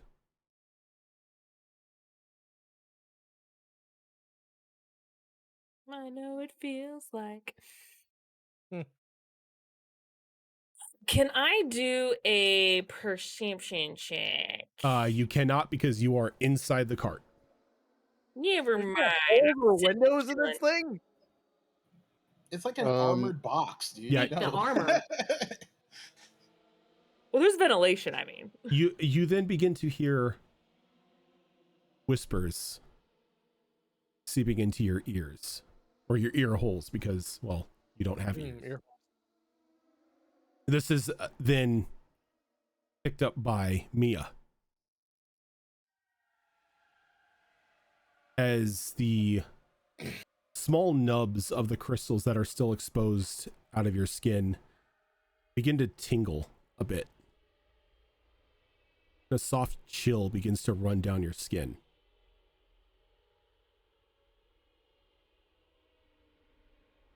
You then begin to hear above you the heavy beat of wings.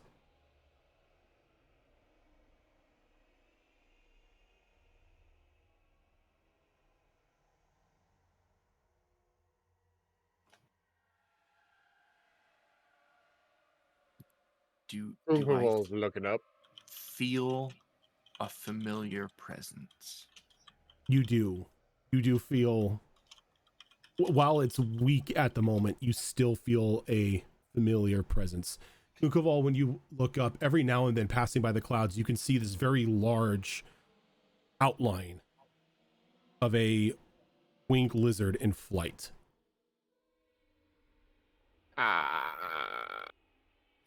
Mia. I see it as well.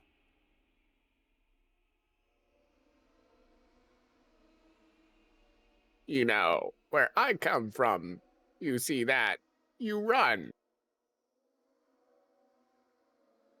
Yes, generally you do the same where I come from. But this one, I'm gonna try to reach out mentally the same way that I have in the past, but I'm also gonna speak aloud and simply call out. Go ahead and give me a Adrian. wisdom check. Oh. At disadvantage. Oh dear.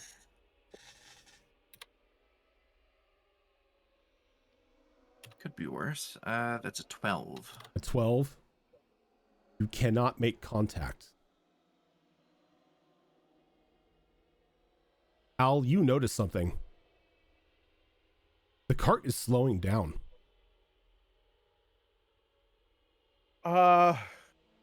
Okay. The horses are slowing their pace. Everybody in the cart begins to also feel the movement lessen. Until probably about a good 120 feet forward, the horses come to a dead stop and fall asleep. Is everything okay out there? Horses are Not slowing down. really. To be determined. Wait, what do you mean? That's not reassuring. What's happening? We have company up in the skies. What kind of company? Unclear as of yet, but I think we have our suspicions up here. Probably a dragon. Mm-hmm. I don't A think big this party's one. equipped to fight a dragon. We are not. Mm-mm. So why are we just sitting here?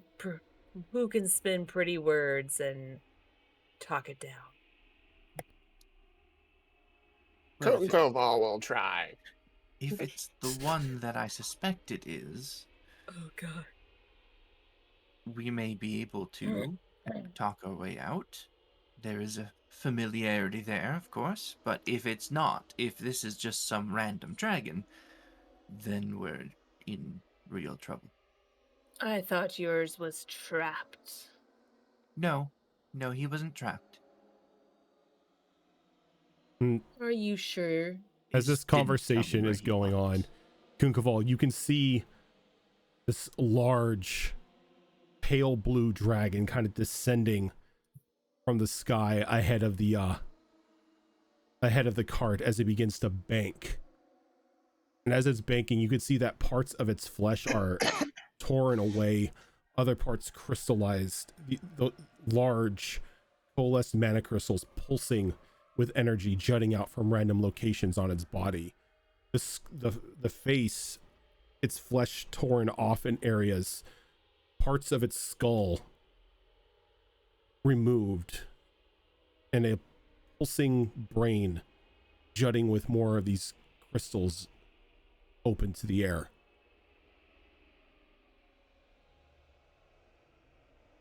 Nope. As it fully turns around, Nope. it begins to lower itself even more as it becomes clear that it is now on a head-on path at you, maybe hovering to about or gliding 10 feet off the ground. As in to crash into us, or Give me an just insight check. Give me an insight check. Okay. I think it sees a lizard and it wants to have a snack. We're gonna see if this Or the dragon sleeping knows how to horses. play chicken. Okay.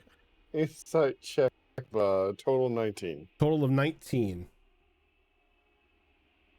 It doesn't seem like it's going to. It almost looks as if it's beginning to slow down the closer it gets.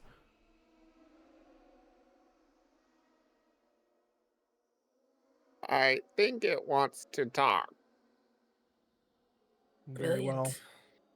Good. I'll go ahead and slow the horses to halt.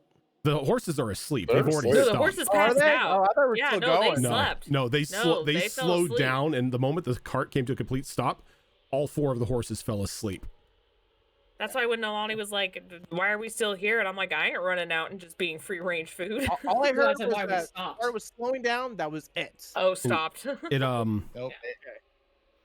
the dragon kind of rears up a bit as its back claws dig into the ground, as it becomes to a skidding halt, maybe a good 10 feet away from the lead horses, and it begins to relax, its wings folding in,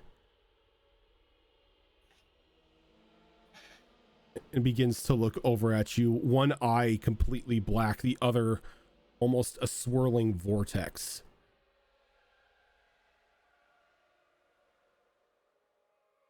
Mia, I've been trying to reach you. Adrit, We need to talk, Mia, that we do.